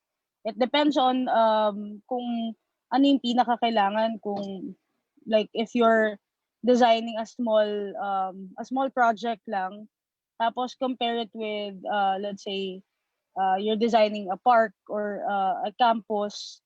So syempre, very vital doon na malaki yung area. Kaya yung overall weight ng criteria natin, it actually varies depending on our needs, depending on the project's needs. But just to give you an example, ito yung mga nandun sa natural, environmental, and physical factors. You have yung lot size, and then modes of transportation or accessibility. Also important in choosing your site. You have to make sure na the site is actually easy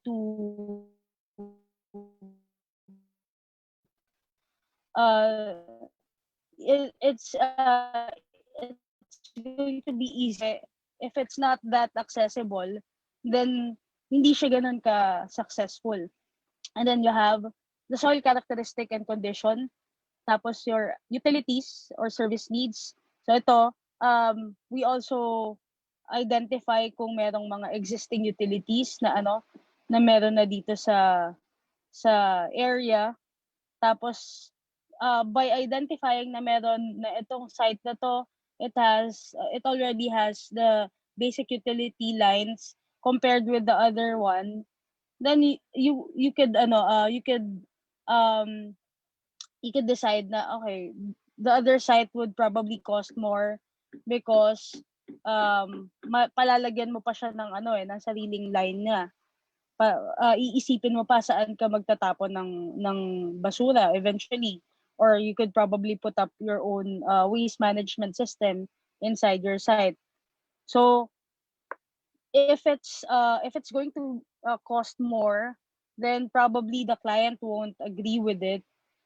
Tapos ayun, kailangan mo siyang hanapan na alternative. But if you already have those facilities, yung mga utility, mga services na yon, if you already have those things, then wala nang problema. We don't need to dwell into the other problems anymore. Vulnerabilities to natural hazards, also very important for us to identify whether our chosen site is actually safe in terms of in terms of the natural hazards.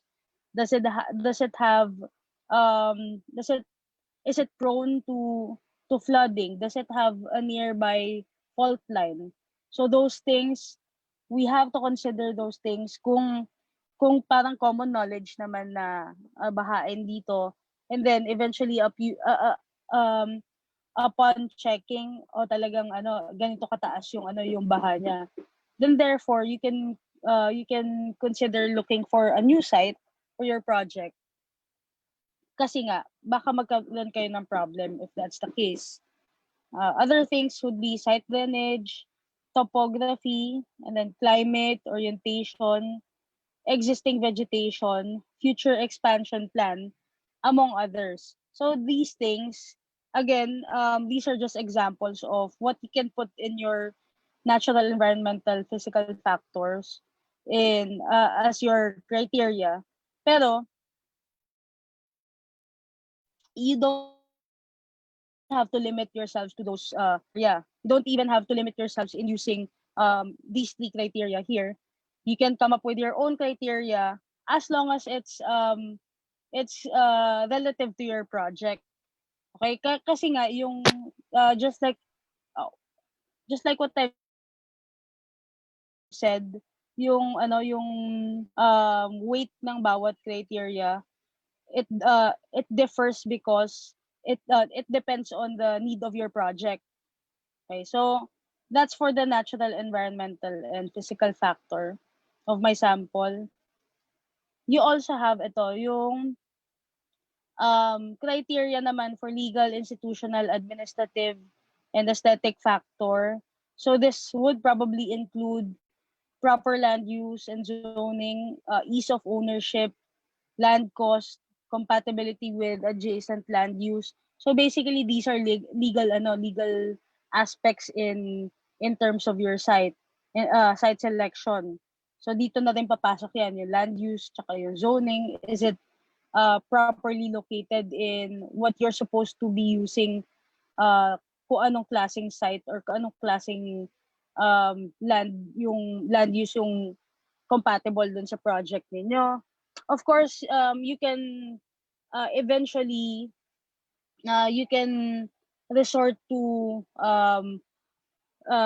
changing the land use. Kaya lang, ang problem kasi sa ganon, kaya sinasabing parang last resort na yung ganon kasi if you're going to change the land use, una, may process yon. Pangalawa, it depicts the purpose of you choosing the best site. Kasi nga, kasama siya dito sa criteria ninyo.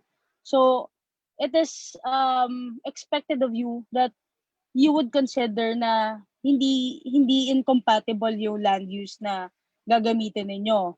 Okay? Kumbaga parang band-aid solution na lang yung pag-change ng land use. And then yung costing, so I don't know, some schools hindi naman na ganun ka specific with the costing, pero it's a good way to understand more of the legal aspects of site selection kapag kinukuha natin or kumukuha tayo ng data with regards to kung gaano kalaki yung cost ng lot kapag binili siya. At this point, masyado ba siyang mahal?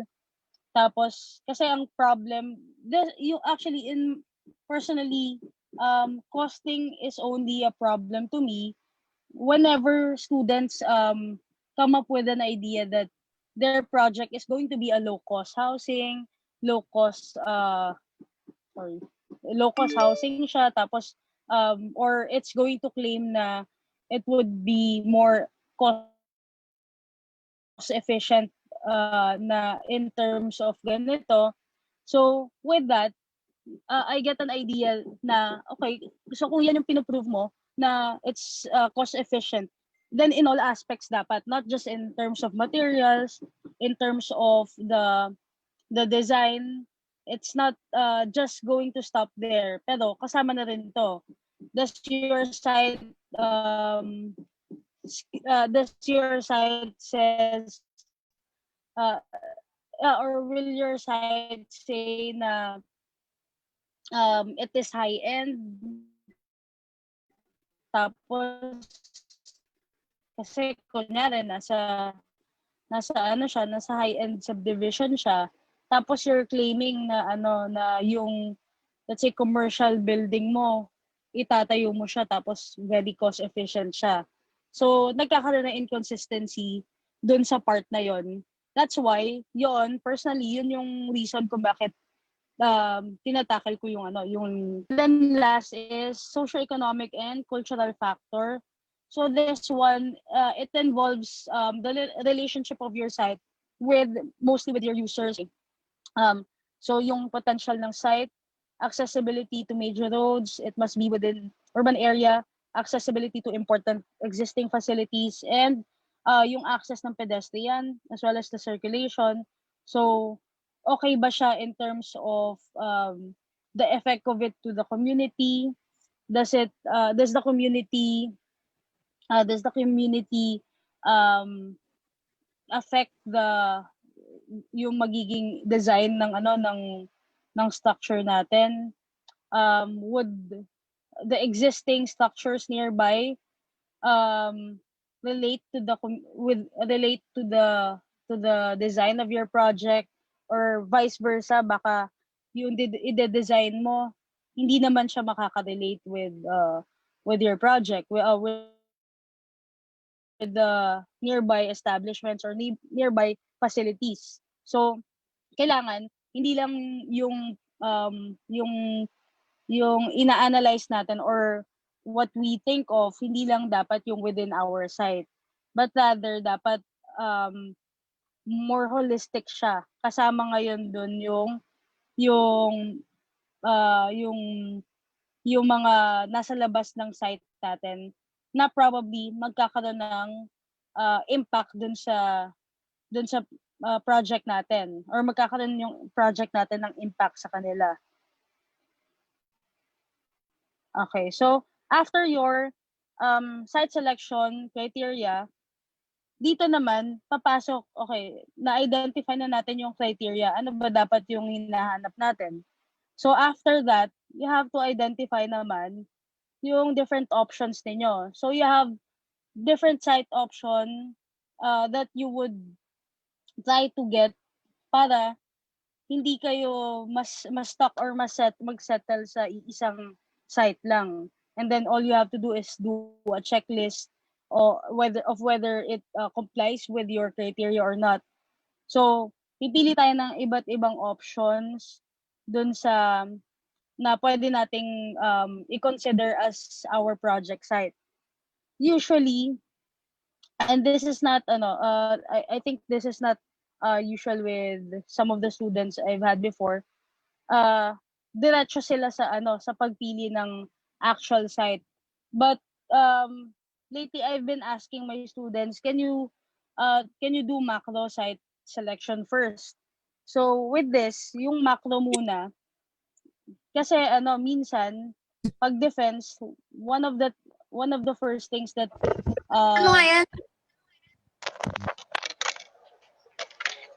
sorry, na-distract ako sa audio. Okay.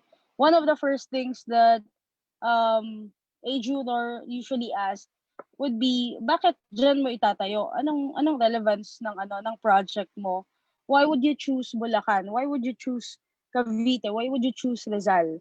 Anong meron? Bakit yun yung napili ninyo? So usually, this would be the purpose or the reason of choosing your province or kung saan man ninyo itatayo yung project would be coming from your data. Prior to the site selection and site analysis, you have several data that you come up with. Ito yung mga kinukuha ninyo sa mga city hall, yung mga demographical data that you have. So, you come up with those data and then you synthesize them. Tapos, doon nyo nalalaman, okay, dito pala sa ganitong project na gusto ko, ang mga involved, let's say, number of PWDs. Kasi I want to create a project intended for PWDs.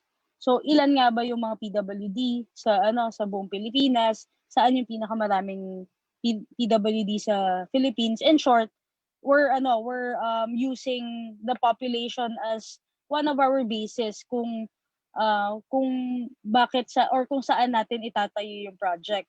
So upon checking the data, malaman natin na dito pala sa Region 3, dito pala pinakamaraming ganitong cases, pinakamaraming PWD. Tapos the next would be Region 4. So yun yung usual kasi naka-regional siya. And then upon checking then, i-breakdown nyo siya. Dito sa Region 3 na to, when you try to break it down into different provinces, dito sa particular province na to, ito yung pinakamarami, and the next would be this one. So that's just one criteria or one way to justify bakit dito ka nagtatayo ng project mo. And then another would be, or one other way would be, ilan ba yung ganitong project? Ilan yung may ganitong project sa buong Pilipinas? Saan yung existing? So upon checking, okay, madami nga sa Region 3, but dahil marami nga doon, nagkaroon na ng trend na meron na rin ganitong facility na yung katulad ng gusto ko, and then ibig sabihin meron na dito sa Region 3. So the next one would be Region 4. Dito wala pa. So probably that is the reason kung bakit I would come up with that solution na yung site ko, I would locate it in Region 4. Because for one, mataas yung population nung target ko dito sa region na to. And then pangalawa, wala pa akong nakitang ganitong facility. So with that, na-justify natin yung choice natin, bakit dito? Bakit hindi sa ibang lugar? Okay, so ayun, that's for your your macro site selection analysis. Pero this is the more common sa site selection or site options that we see. So you usually come up with at least 3 site options, at least 3. Of course, better kung mas madami. But then, kung mas marami rin kasi, ibig sabihin, mas mahirap mamili. Pero wag naman dalawa lang kasi parang onti lang yung choice masyado nun. So, yung tatlo, yun na yung usual na sakto na yung dami niya as choices. So ito, you have 3 specific sites that you would eventually compare. Dito sa sample ko, what's good with this is naka-parallel or yung description niya per site, it was itemized properly. So, kung ano yung meron dito sa first site, you can see it here dun sa pangalawa and then pangatlo. So, you can easily compare kung in terms of, let's say, yung lot area, upon doing the site criteria, big deal pala yung laki ng lote. So, you would identify here, okay, ilan ba yung lot area nitong site na to? Compare with this one, and then the last one. Okay, so we'll try to eliminate the last one because it only has 2 hectares of lot area. So, mamili tayo between A and B. In terms of lot area lang yon. Pero marami pang ibang description. As said a while ago, marami pang ibang criteria that we would probably make use of para ma-identify natin ano ba yung best talaga. So ito na yon. Upon doing the describing your site options, we now go to the site selection and justification. So yung site selection and justification, this is where we actually put in our rating dito sa mga sites na pinresent natin. So inaano na natin diyan, ina-identify na natin ano ba yung grade niya ng bawat site na 'yan. So kunyari ito, sample ito ng scoring. You can modify not just the criteria, not just the weight of each criteria, but also the ranking. So pwede nyo i-modify ito. Tapos eventually, ayan, you have here some sample ulit ng pag-grade natin ng each criteria. So ma-identify natin per criteria kung ano yung pinakamataas dun sa tatlong sites na yon. And then, we try to grade them this way. Makikita natin na pwedeng mataas yung isang site dito sa particular criteria na to, and then babawi yung kabila. So, ano siya, it would actually depend on the weight of your criteria.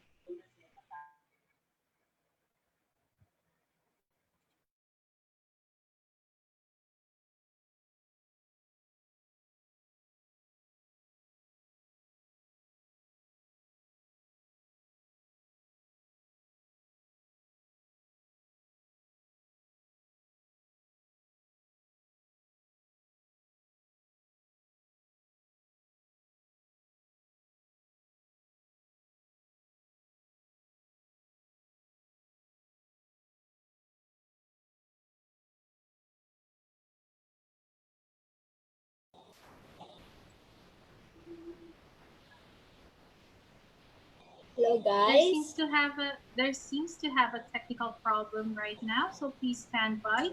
And just to remind everyone to please mute your microphones. It may distract some of our guest speakers, okay? So please stand by since we have a technical problem. Morning operation. Have such a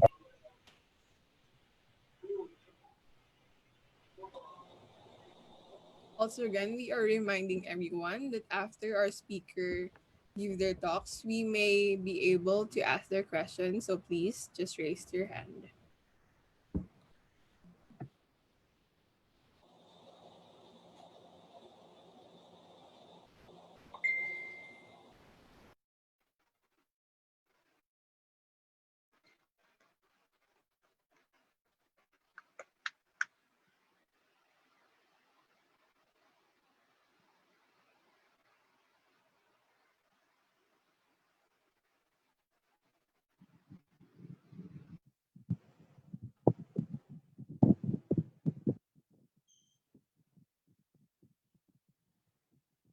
Can you guys hear me?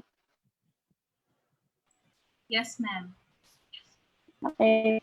So going back, ayan, we try to grade each sites according to our own ranking or yung rating natin per site criteria. And then eventually weight of each criteria that we actually put into dun sa earlier, dun sa criteria kanina. Then, okay, this is another example. What I want this example kasi kaya pinakita ko siya is medyo complete siya. So you have particular criteria. Okay, and then, napakita kung ano yung score niya per criteria as well as the description. So, it justifies the score that you're giving. Kung bakit ganito yung score na binigay niya. And kung bakit mataas or mababa siya. Okay. So, eventually, pag natali natin yung mga scores na yan, you will have this result na kapag tinignan natin, ano yung pinakamataas yung success rate dito sa tatlong sites na to. So with that, meron tayong site na napili that is actually based on quantity or quantity based siya kasi based siya dun sa score na nilagay natin. Hindi naman siya dahil personal bias. Okay? So eventually, after you do your site selection and then you able to come up with the SWOT analysis of your chosen site. So yung yung site to give a general or to give a final conclusion about that site. So we come up with a SWOT analysis. You can come up with a SWOT analysis identifying yung strength, weaknesses, opportunities, and threats after that. Dun sa SWOT analysis natin. I'm sure you by the time doon naman na tayo mag-SWOT analysis. So, yung SWOT analysis natin, by the way, also with the other analysis that you will come up with in your thesis, try not to make generic. Make in particular dun sa project ninyo. For example, hindi pwedeng ang strength na ilalagay ninyo, okay, maganda yung circulation. So, try to be more specific about it. Circulation because, bakit importanteng may circulation? Bakit kailangan accessible siya? Tapos, those things, ibig sabihin, more related or more relatable to your project. Okay, so that's the citation and justification. Dito naman, at mga instances na natin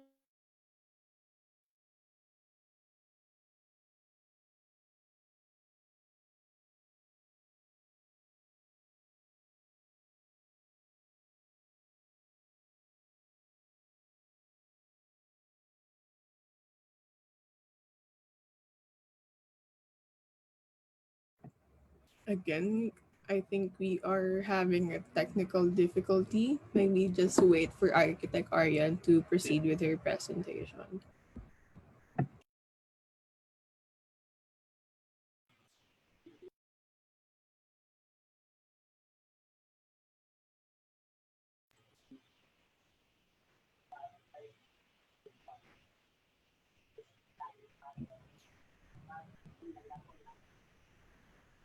Hello, Architect Aryan.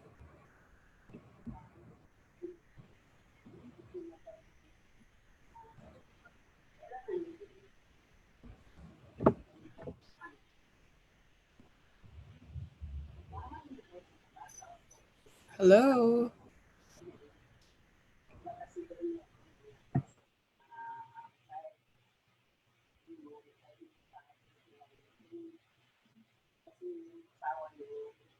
Yes, so while we're waiting for Architect Dulias to come back,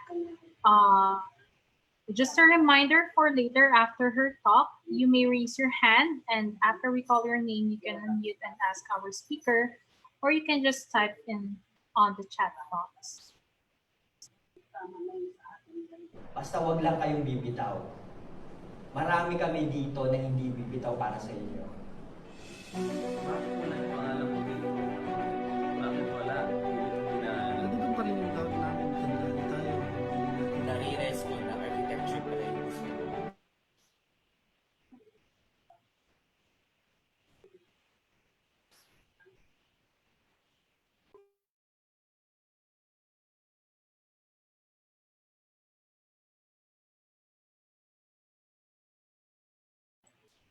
Hello, Architect Aryan.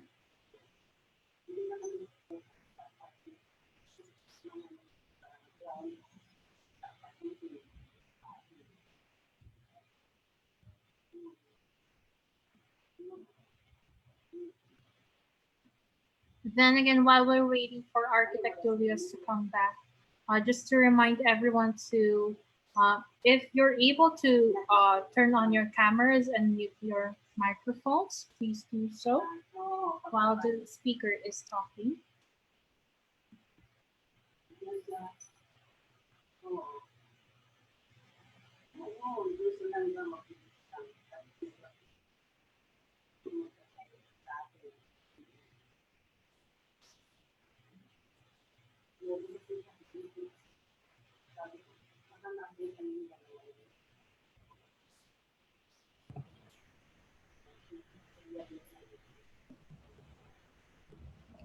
Ate Mika, is it raining hard in your place right now? Paiba-iba yung weather dito. Maya-maya kumukulog, maya-maya mainit. Dito ate nag-brown out na.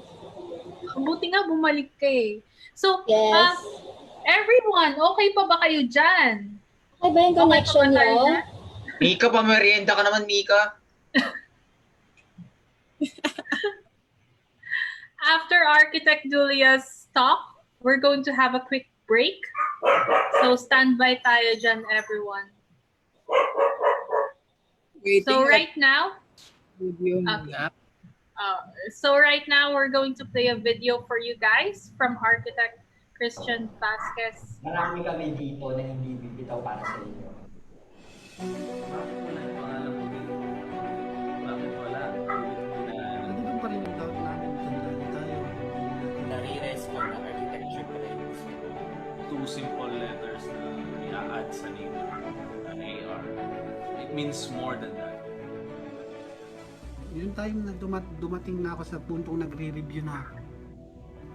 Siyempre, darating din yung mga papasok sa isip mo na grabe, nakita ko yung kasama ko sa spelling, maghata pa. Fresh ang isip. So, paano ako makakapag-cope up sa mga to? Then sige, go lang. Dito na tayo, kailangan natin ituloy ito at lakasan natin yung loob natin. So year 2017, nag-take ka ng board exam. Yun nga, naranasan ko mag-fail. Ano naman ang naramdaman? Siguro yun yung I think na pinaka-rock bottom na naranasan ko. Pinaka-saddest na naranasan ko sa buong buhay ko. Nagtakot ako last year kasi kulang talaga ako sa work experience. Wala naman akong panghihinayang actually. Kasi natuto din naman ako. Lahat ng bagay na natutunan mo, gain. It's never a loss. Last year, bumalik ako dito by September 10. Nakita ko yung mga kagrupo ko, nakapasa sila lahat. So, na-inspire ako na mag-take ulit. Pinagdasal ko yun, sabi ko, para na to sa akin eh. Gusto ko itong matapos na. So, finish ko talaga kahit wala akong work noon. Talagang minsan hinaan na ako ng loob. Pero inisip ko kailangan ko mag-take ng exam kasi para sa anak ko. Dumating yung exam, tapos syempre lahat kami kinakabahan. That's natural thing naman pag mag-exam ka. Although matanda na ako kasi edad na yan, first timer, syempre. Yung feeling na kinakabahan ko talagang parang bumata ako. Ang inisip ko is magkaroon ng lisensya para kung sakasakali naman na wala bang nakitang magandang trabaho rito, uuwi ako at kaya ko.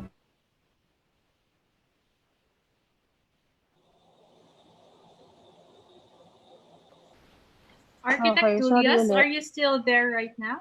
Okay. Yeah, I'm back. Sorry. Ito. Architect.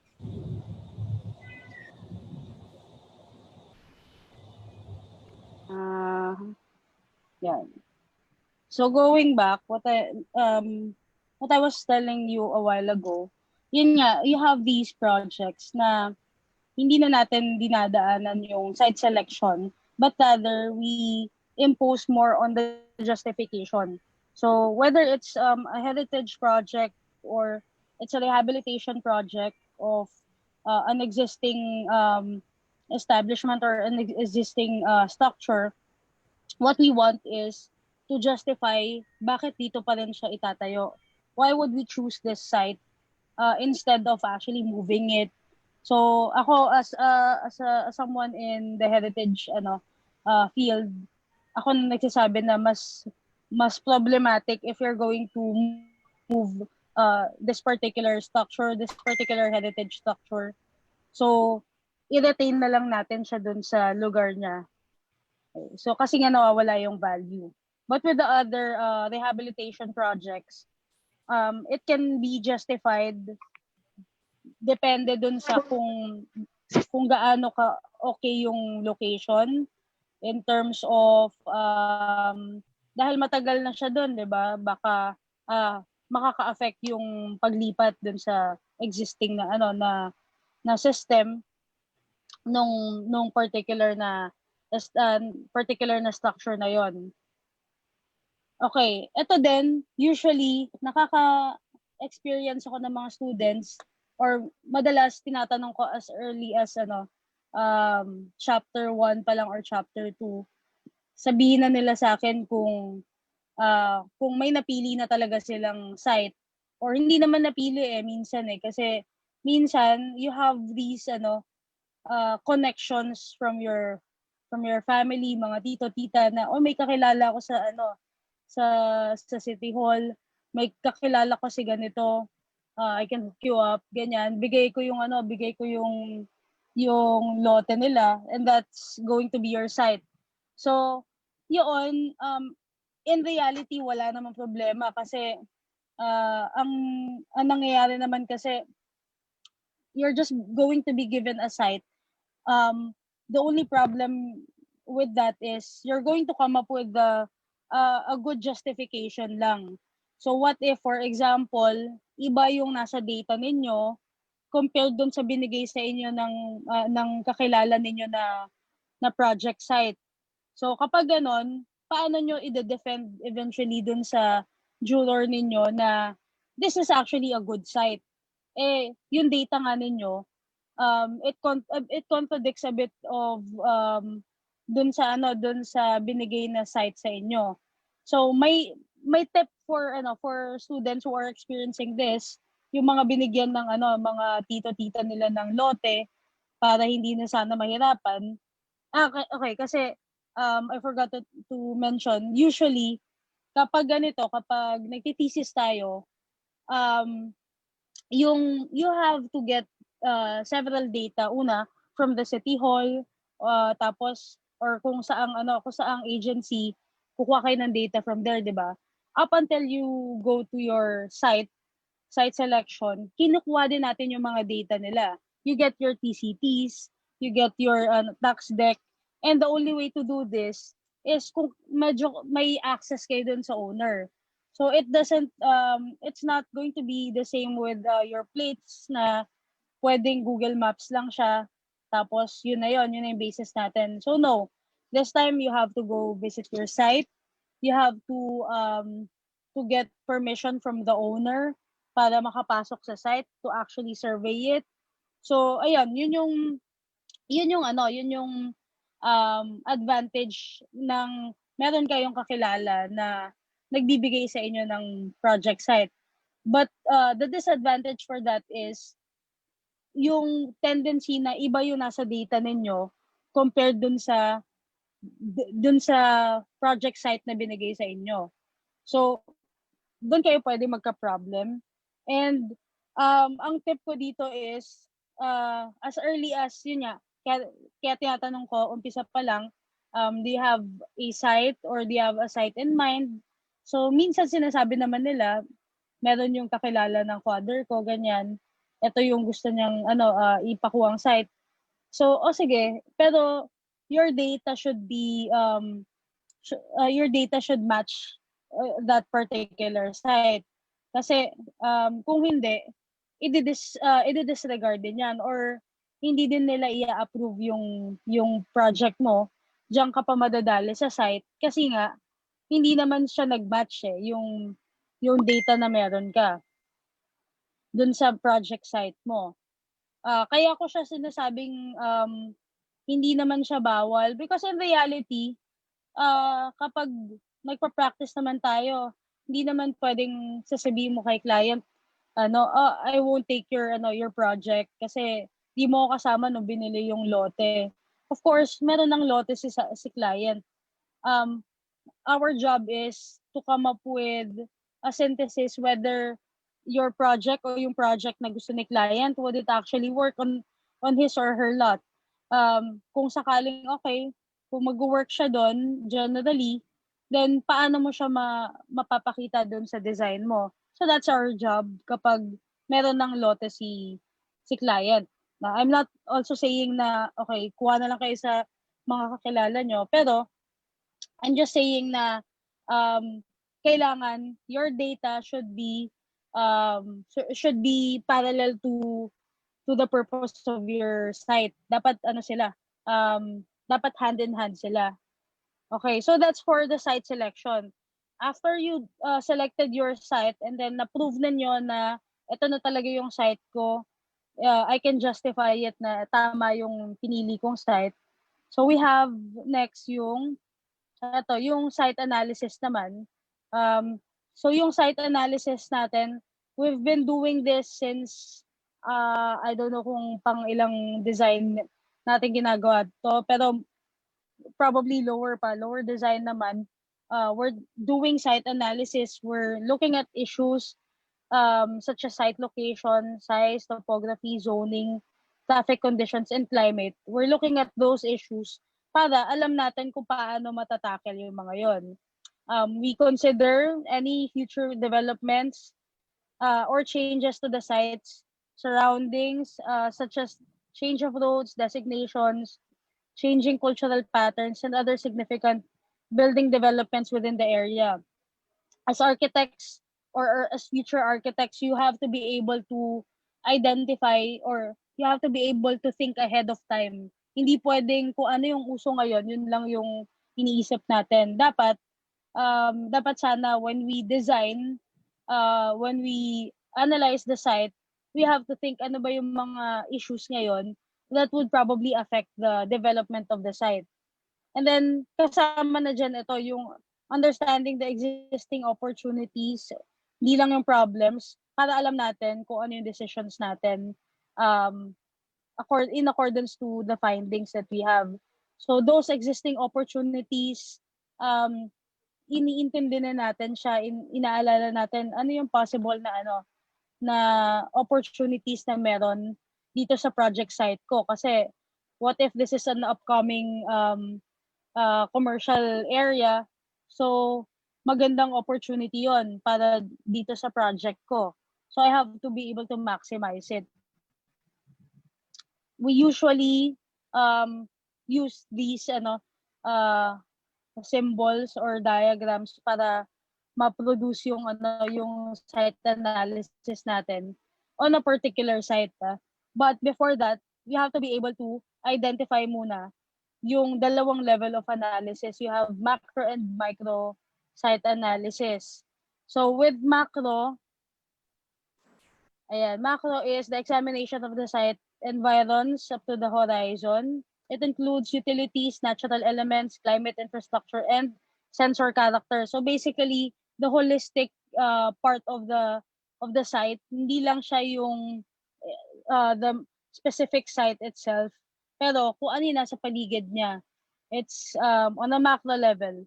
And then microsite analysis, this is the site analysis that we know because it studies the specific area within the property boundaries. So just to show you, ito yung mga hinahanap natin pag kumuha tayo ng macrosite analysis. So you have samples, yung mga base maps natin, nakuha natin doon sa mga CLUP. You can get this from your from the City Hall. So eto mga to, ang purpose nito is to get to know your site better, or since macro to, kunyari ito, Municipality of Tanay. So ito, to get to know Tanay better in relation to your your project. So kunyari ito kinuha landslide susceptibility map.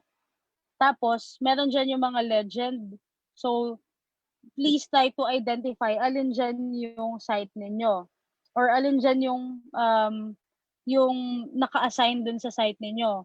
So with that, you can come up with a synthesis. Hindi pwedeng nag-end up lang kayo sa ito lang pina-present lang ninyo yung map and then that's it. So try to come up with a synthesis na okay, by knowing the landslide susceptibility of my site, anong meron kapag alam ko na ito yung susceptibility niya. So kailangan i-explain nyo briefly ano yung purpose nito. Kasi otherwise, baliwala yung map na pinapresent ninyo. Kasi wala lang, naka-highlight lang na moderate siya. So what happens if it's moderate? How does it affect your design? How does it affect your site? Another example, ito yung ground shaking. Hindi ko na isama pero just to point out, hindi lahat ng mga maps na nandun sa CLUP kinukuha natin and then ilalagay natin sa research or sa book natin. So ano yung mga kinukuha natin? Ito yung mga important na these are the important maps. Okay, so konti na lang daw. Sige, mabilis lang to. So these are the important maps that we come up with or we try to incorporate in our research na related siya dun sa project natin. So kunyari, what if your project naman or upon checking the map, sobrang layo mo siya sobrang layo ng site mo dun sa sa fault line, then probably hindi natin ilalagay 'yon. Kasi hindi naman siya ganun ka-crucial. Or hindi ka naman specific dun sa ibang mga maps such as kunyari may mga maps na hindi naman related sa inyo. So we don't have to put all of those maps there. It's also good kung pinapakita nyo yung transition from provincial, ayan, going to the city para ma-identify siya saan ba siya dito sa province and then going towards the particular site ninyo. Tapos another thing that is expected of you sa research ninyo would be this one. You have to show the proximity analysis of your site towards important structures or establishments within a particular radius or kilometer radius. So kunyari, 10-kilometer radius. So ipapakita ninyo if you're working on a project o about siguro sa clinic, then tignan nyo ano yung mga malalapit na hospitals, etc. Ayan. As long as those establishments are actually important to your project. So, paliit ng paliit. From 10 kilometers, you go to 5 kilometers, and then 3 kilometers. So, ma-identify dyan kung ano yung mga important establishments na possible na maging related dun sa project ninyo. Ito naman, so that's for the macro site analysis. For the micro site analysis, I'll show you some samples kung paano usually ginagawa yung mga, or paano ipine-present yung mga to. So you have here, yung micro site analysis. You can easily make use of different online sites. Tapos nagpapakita na siya ng mga sun path analysis or sun path calculations, as well as windows. Nag-generate na siya ng windows. But please do not just put this in your research without understanding para saan sila. And then, you can also illustrate it this way, naka-3D siya, para kahit pa paano mag-gets nung reader kung ano yung itsura niya. Another tip would be try to itemize it, yung analysis. Huwag niyong pagsama-samahin agad para mas ma-emphasize yung mga each analysis ninyo dun sa site. Another sample ng pag-itemize would be this one. So it depends on your kung paano nyo gustong i-present siya. And eventually you have this, dun sa mismong site ninyo, ipakita ninyo if you have topography. And speaking of topography, yung kapag nakita natin na sloping yung site natin, please provide a site elevation for this. Importante 'yon para makita yung ng juror ninyo yung context ng site ninyo. Okay? Another is ito. Other than the topography, ito din kasama din yung zoning and circulation as vital information about your site. So pwede nating ipakita itong mga to. If you haven't done it in your previous design plates, ipakita ninyo sa thesis ninyo kung again itemized siya or specified siya in kung asan yung zone for public, semi-private, yan, etc. Ganon din sa circulation. Ayan, another example of a circulation flow. End na daw yung ng 4:30. So last na yan, yung microsite analysis ng circulation. Other examples, ayan, mabilis lang to, promise, yan. So, mas okay yung pinapakita nyo yung different circulation kasi with that, mas na-appreciate ng reader na inaral talaga ninyo yung flow ng users ninyo. You can even come up with this one. This is an axonometric or exploded axonometric version of your analysis. Okay, so with that, yun lang naman yung yun lang yung about sa site selection and site analysis na i-present ko. So just to end this presentation, I would like to just say na in doing your thesis, this is not just about you passing your design 10 or design 9 or design 10. It's not just about graduating, but rather yung thesis ninyo, eventually after a few years, you would want it to be you would want your thesis to define you as a student. So kung ano yung ginawa ninyo sa thesis ninyo, kung gaano nyo siya pinaghirapan, mas ma-appreciate nyo siya after. Kapag pinakita nyo siya or pag nakita nyo siya in a few years, akala nyo ngayon, basta nilalampasan nyo lang siya. Pero, try to put extra effort on this one para makita nyo in the future, okay, ito pala yung pinaghirapan ko. I put extra effort on this one. Kaya mas ma-appreciate nyo kung paano kayo graduate instead of just thinking of grades. So, your thesis is not just about the grades anymore, but rather you proving yourself as a student, as an architecture student. So good luck guys sa inyong thesis. I hope all of you pass your thesis defense. Kung hindi man, try lang ng try, okay? So thank you everyone and may the force be with you. Thank you guys.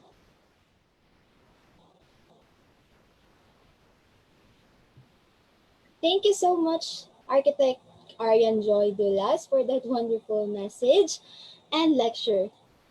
So that's it. We now know what were the effects of having a good and secured site. Considerations also in choosing site helps to improve the particular subject pertaining to design.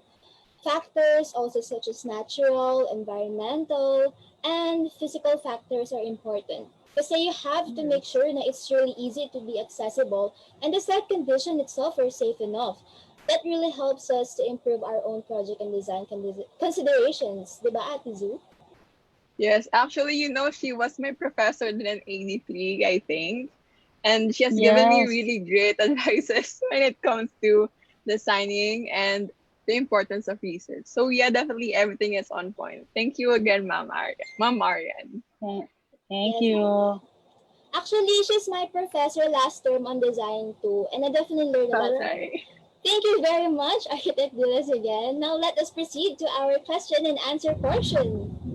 Again, questions are welcome. You can raise your hand, and after we call your name, you can unmute and ask our speaker, or you can just type it in a chat box. And by the way, we would like to give a shout out to the president of the UAP Manila Centrum chapter, Architect Juan Miguel Domingo, UAP. Hello, sir. Thanks for participating.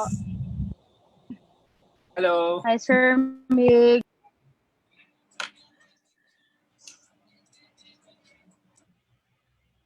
All So right, again, guys, you can now everyone, if ask you your have any question. questions, Cheska from Iwapsa NU is raising her hand. You can unmute.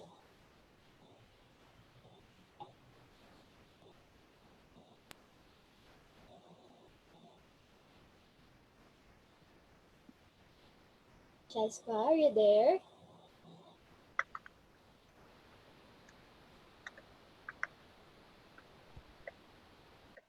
yes, Miss Cheska from UAPSA NU.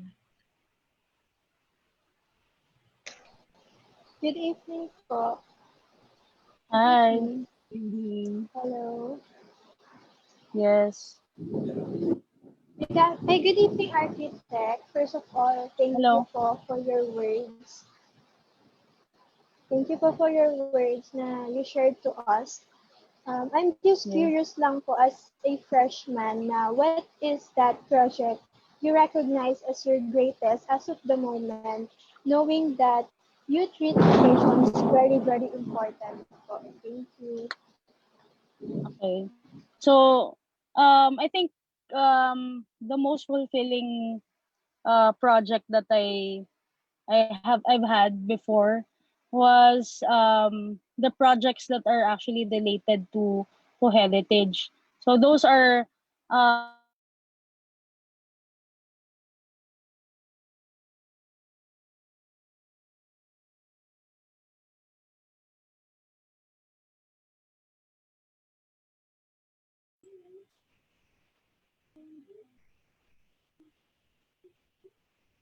Hello, Architect Julius. Hello. I think we're again having a technical difficulty right now. So let's just wait until Architect can answer the question.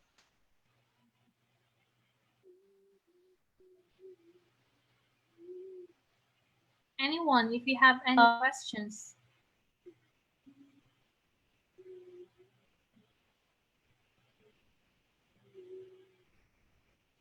And we lost Architect. We'll just wait for her to come back na lang. Yes. We actually have a couple more questions from our chat box. But let us wait for Architect Julius first. Okay, we'll be just entertaining 3 questions, right, Ate Nika? Yes. Tatlong questions ang muna tayo.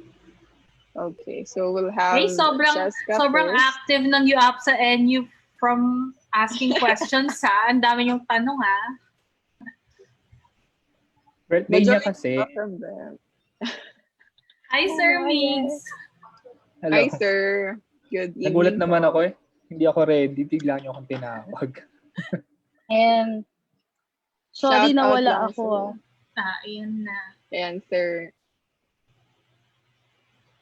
Yan. Sorry na wala ako. Ayun nga, ang hirap maging hindi sila Liza Soberano, no? Sa ganitong pagkakataon. Ang hina ng internet pag umuulan. Yes. Okay, what I was saying kanina, ayan, I prefer heritage, bias ko talaga yon na heritage project. So, I hope din dun sa mga lower years, maisipan yung maging involved din doon. And even in your thesis, pag pumili kayo ng thesis, sana ma-consider nyo yun. Okay. Do you have other questions pa? Nawala kasi yung sa chat eh.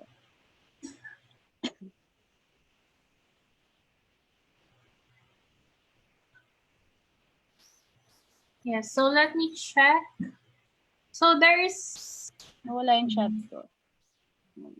We have Meron bang question a question. Yeah, from, I think, is this Lian_guest? She asked, paano po kaya ang adjustments for site selection ngayon po na we are in the midst of pandemic? Yeah. So last term, I've handled design 9 in NU. Tapos naabutan kami niya ng pandemic. So what we did, especially si NU, considerate naman siya doon. Excuse me. Ano siya, ano tawag dito, we tried to cancel yung ibang mga requirements that would require students to go to city halls. So that's good for that's what's good from the school.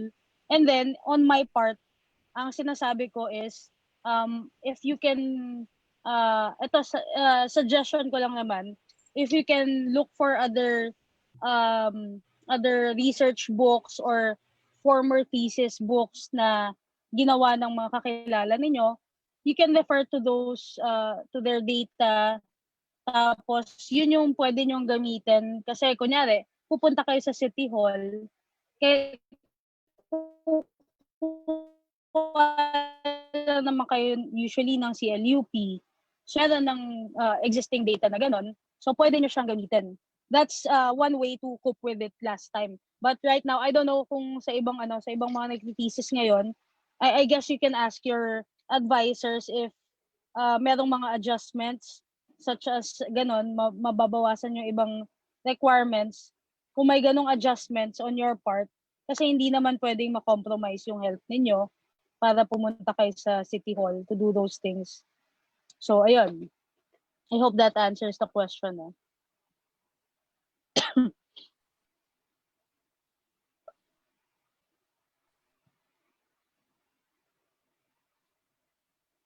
Okay, I hope that answers your question, Miss Lian. And next question we'll have from Jessica from UAPSA, and you can unmute your mic right now. Good afternoon po, Architect Dulas. Before I ask my question, I would like to thank you for being one of the speakers in today's event. Regarding my question, there is a new SM branch located in Baguio. They recently opened its Sky Terrace that was said to have a best view. If it would be a thesis project, in your opinion po, is the site selection agreeable po ba, knowing that numerous pine trees would be cut down?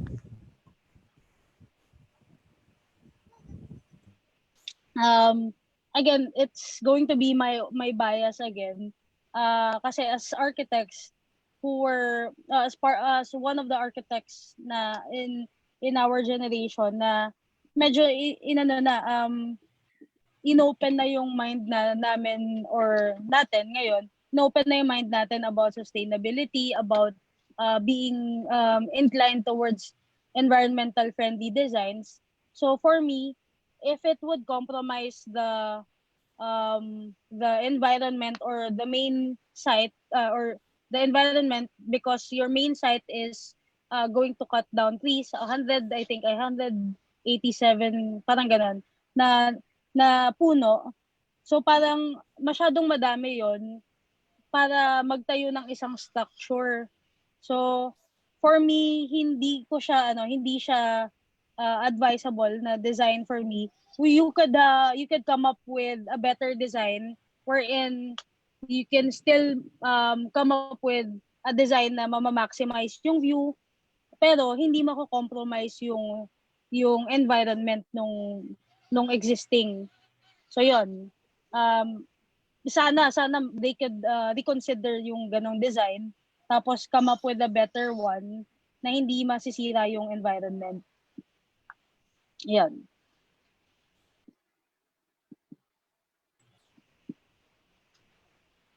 Thank you so much, Jessica and Architect Aryan. So we hope all your questions are answered clearly. Thank you very much again, Architect Aryan Dulias. But before we proceed, let us greet Architect Aryan Joy Dulias a happy birthday. And we hope you enjoy your day today. Yes, happiest birthday, Architect Dulias. Happy birthday po. Thank you. Happy birthday po. Thank you. We wish you a fruitful year po. And you stay safe and healthy. Yes. Ma'am, happy birthday. Thank you. And now, we will proceed on presenting the Certificate of Acknowledgement. May we call on Ms. Micaela Dangaran, our UAPSA NU Chapter Vice President for Operations. This certificate of acknowledgement is presented to architect Arian Joy Q. Dulias, UEP, for sharing her worthwhile perspectives while imprinting inspirations and learning to the students and colleagues during the event. THESIS IT 1.0 with the substantial topic of BAITANG, the steps in expounding your ideas to one transcendent thesis, presented by the United Architects of the Philippines Student Auxiliary of National University Manila chapter of fiscal year 2020 to 2021, given this September 23, 2020 through a virtual conference signed by the United Architects of the Philippines Student Auxiliary of National University Advisor Architect John Limbal G. Diacuna UEP and the Dean for College of Architecture Architect Chona E. Ponce FUAP CBP PhD. All right. Thank you again, Architect Julius, and to everyone who asked their questions. And again, guys, we'll have our photo opportunity. So please turn on your camera and we'll have photo op. Okay, 1, 2, 3. Thank you. Thank you, Thank you, everyone. So guys. much. Thank you. Thank you again, Architect Julius. If you have more questions, bigay ko na lang din yung, or you can message me for that. Okay? Thank you. Okay po. All right, Yes, Architect. ma'am. Thank you so much po. Well, anyways, are you guys thrilled to learn more? Well, before we proceed to our next speakers, let's all congratulate the top two in Best Theses, Mr. Juan Carlos Cham.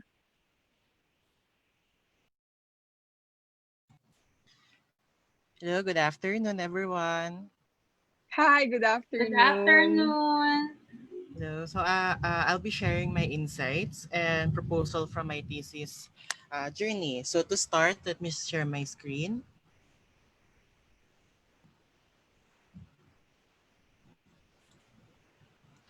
So, the focus of this webinar is thesis, specifically architectural thesis. So, thesis is the broad opportunity to present your ideas in a systematic order.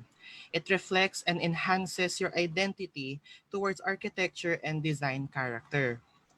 It is the chance for you to pursue any awareness issues that is relevant and affects living entities, may it be humanity nor environment. It's the platform for you to educate fellow colleagues that can possibly connect to a community audience, enlightening them with your point of view and knowledge. So thesis showed me different ways of myself, and commonly it challenged me to know myself better. Thesis also encouraged me to be creative, passing through my journey of architecture and design. Thesis engaged me to improve my skill set where I try and learn something out of my comfort zone. And thesis, generally speaking, if you are in individual thesis, you still have shoulders to lean on, like your friends or your family. And then, of course, kudos to my friends out there who are watching Facebook Live or in Zoom, wherein they were a big part of my thesis. And then, in my view of thesis, it could really connect past, present, and future.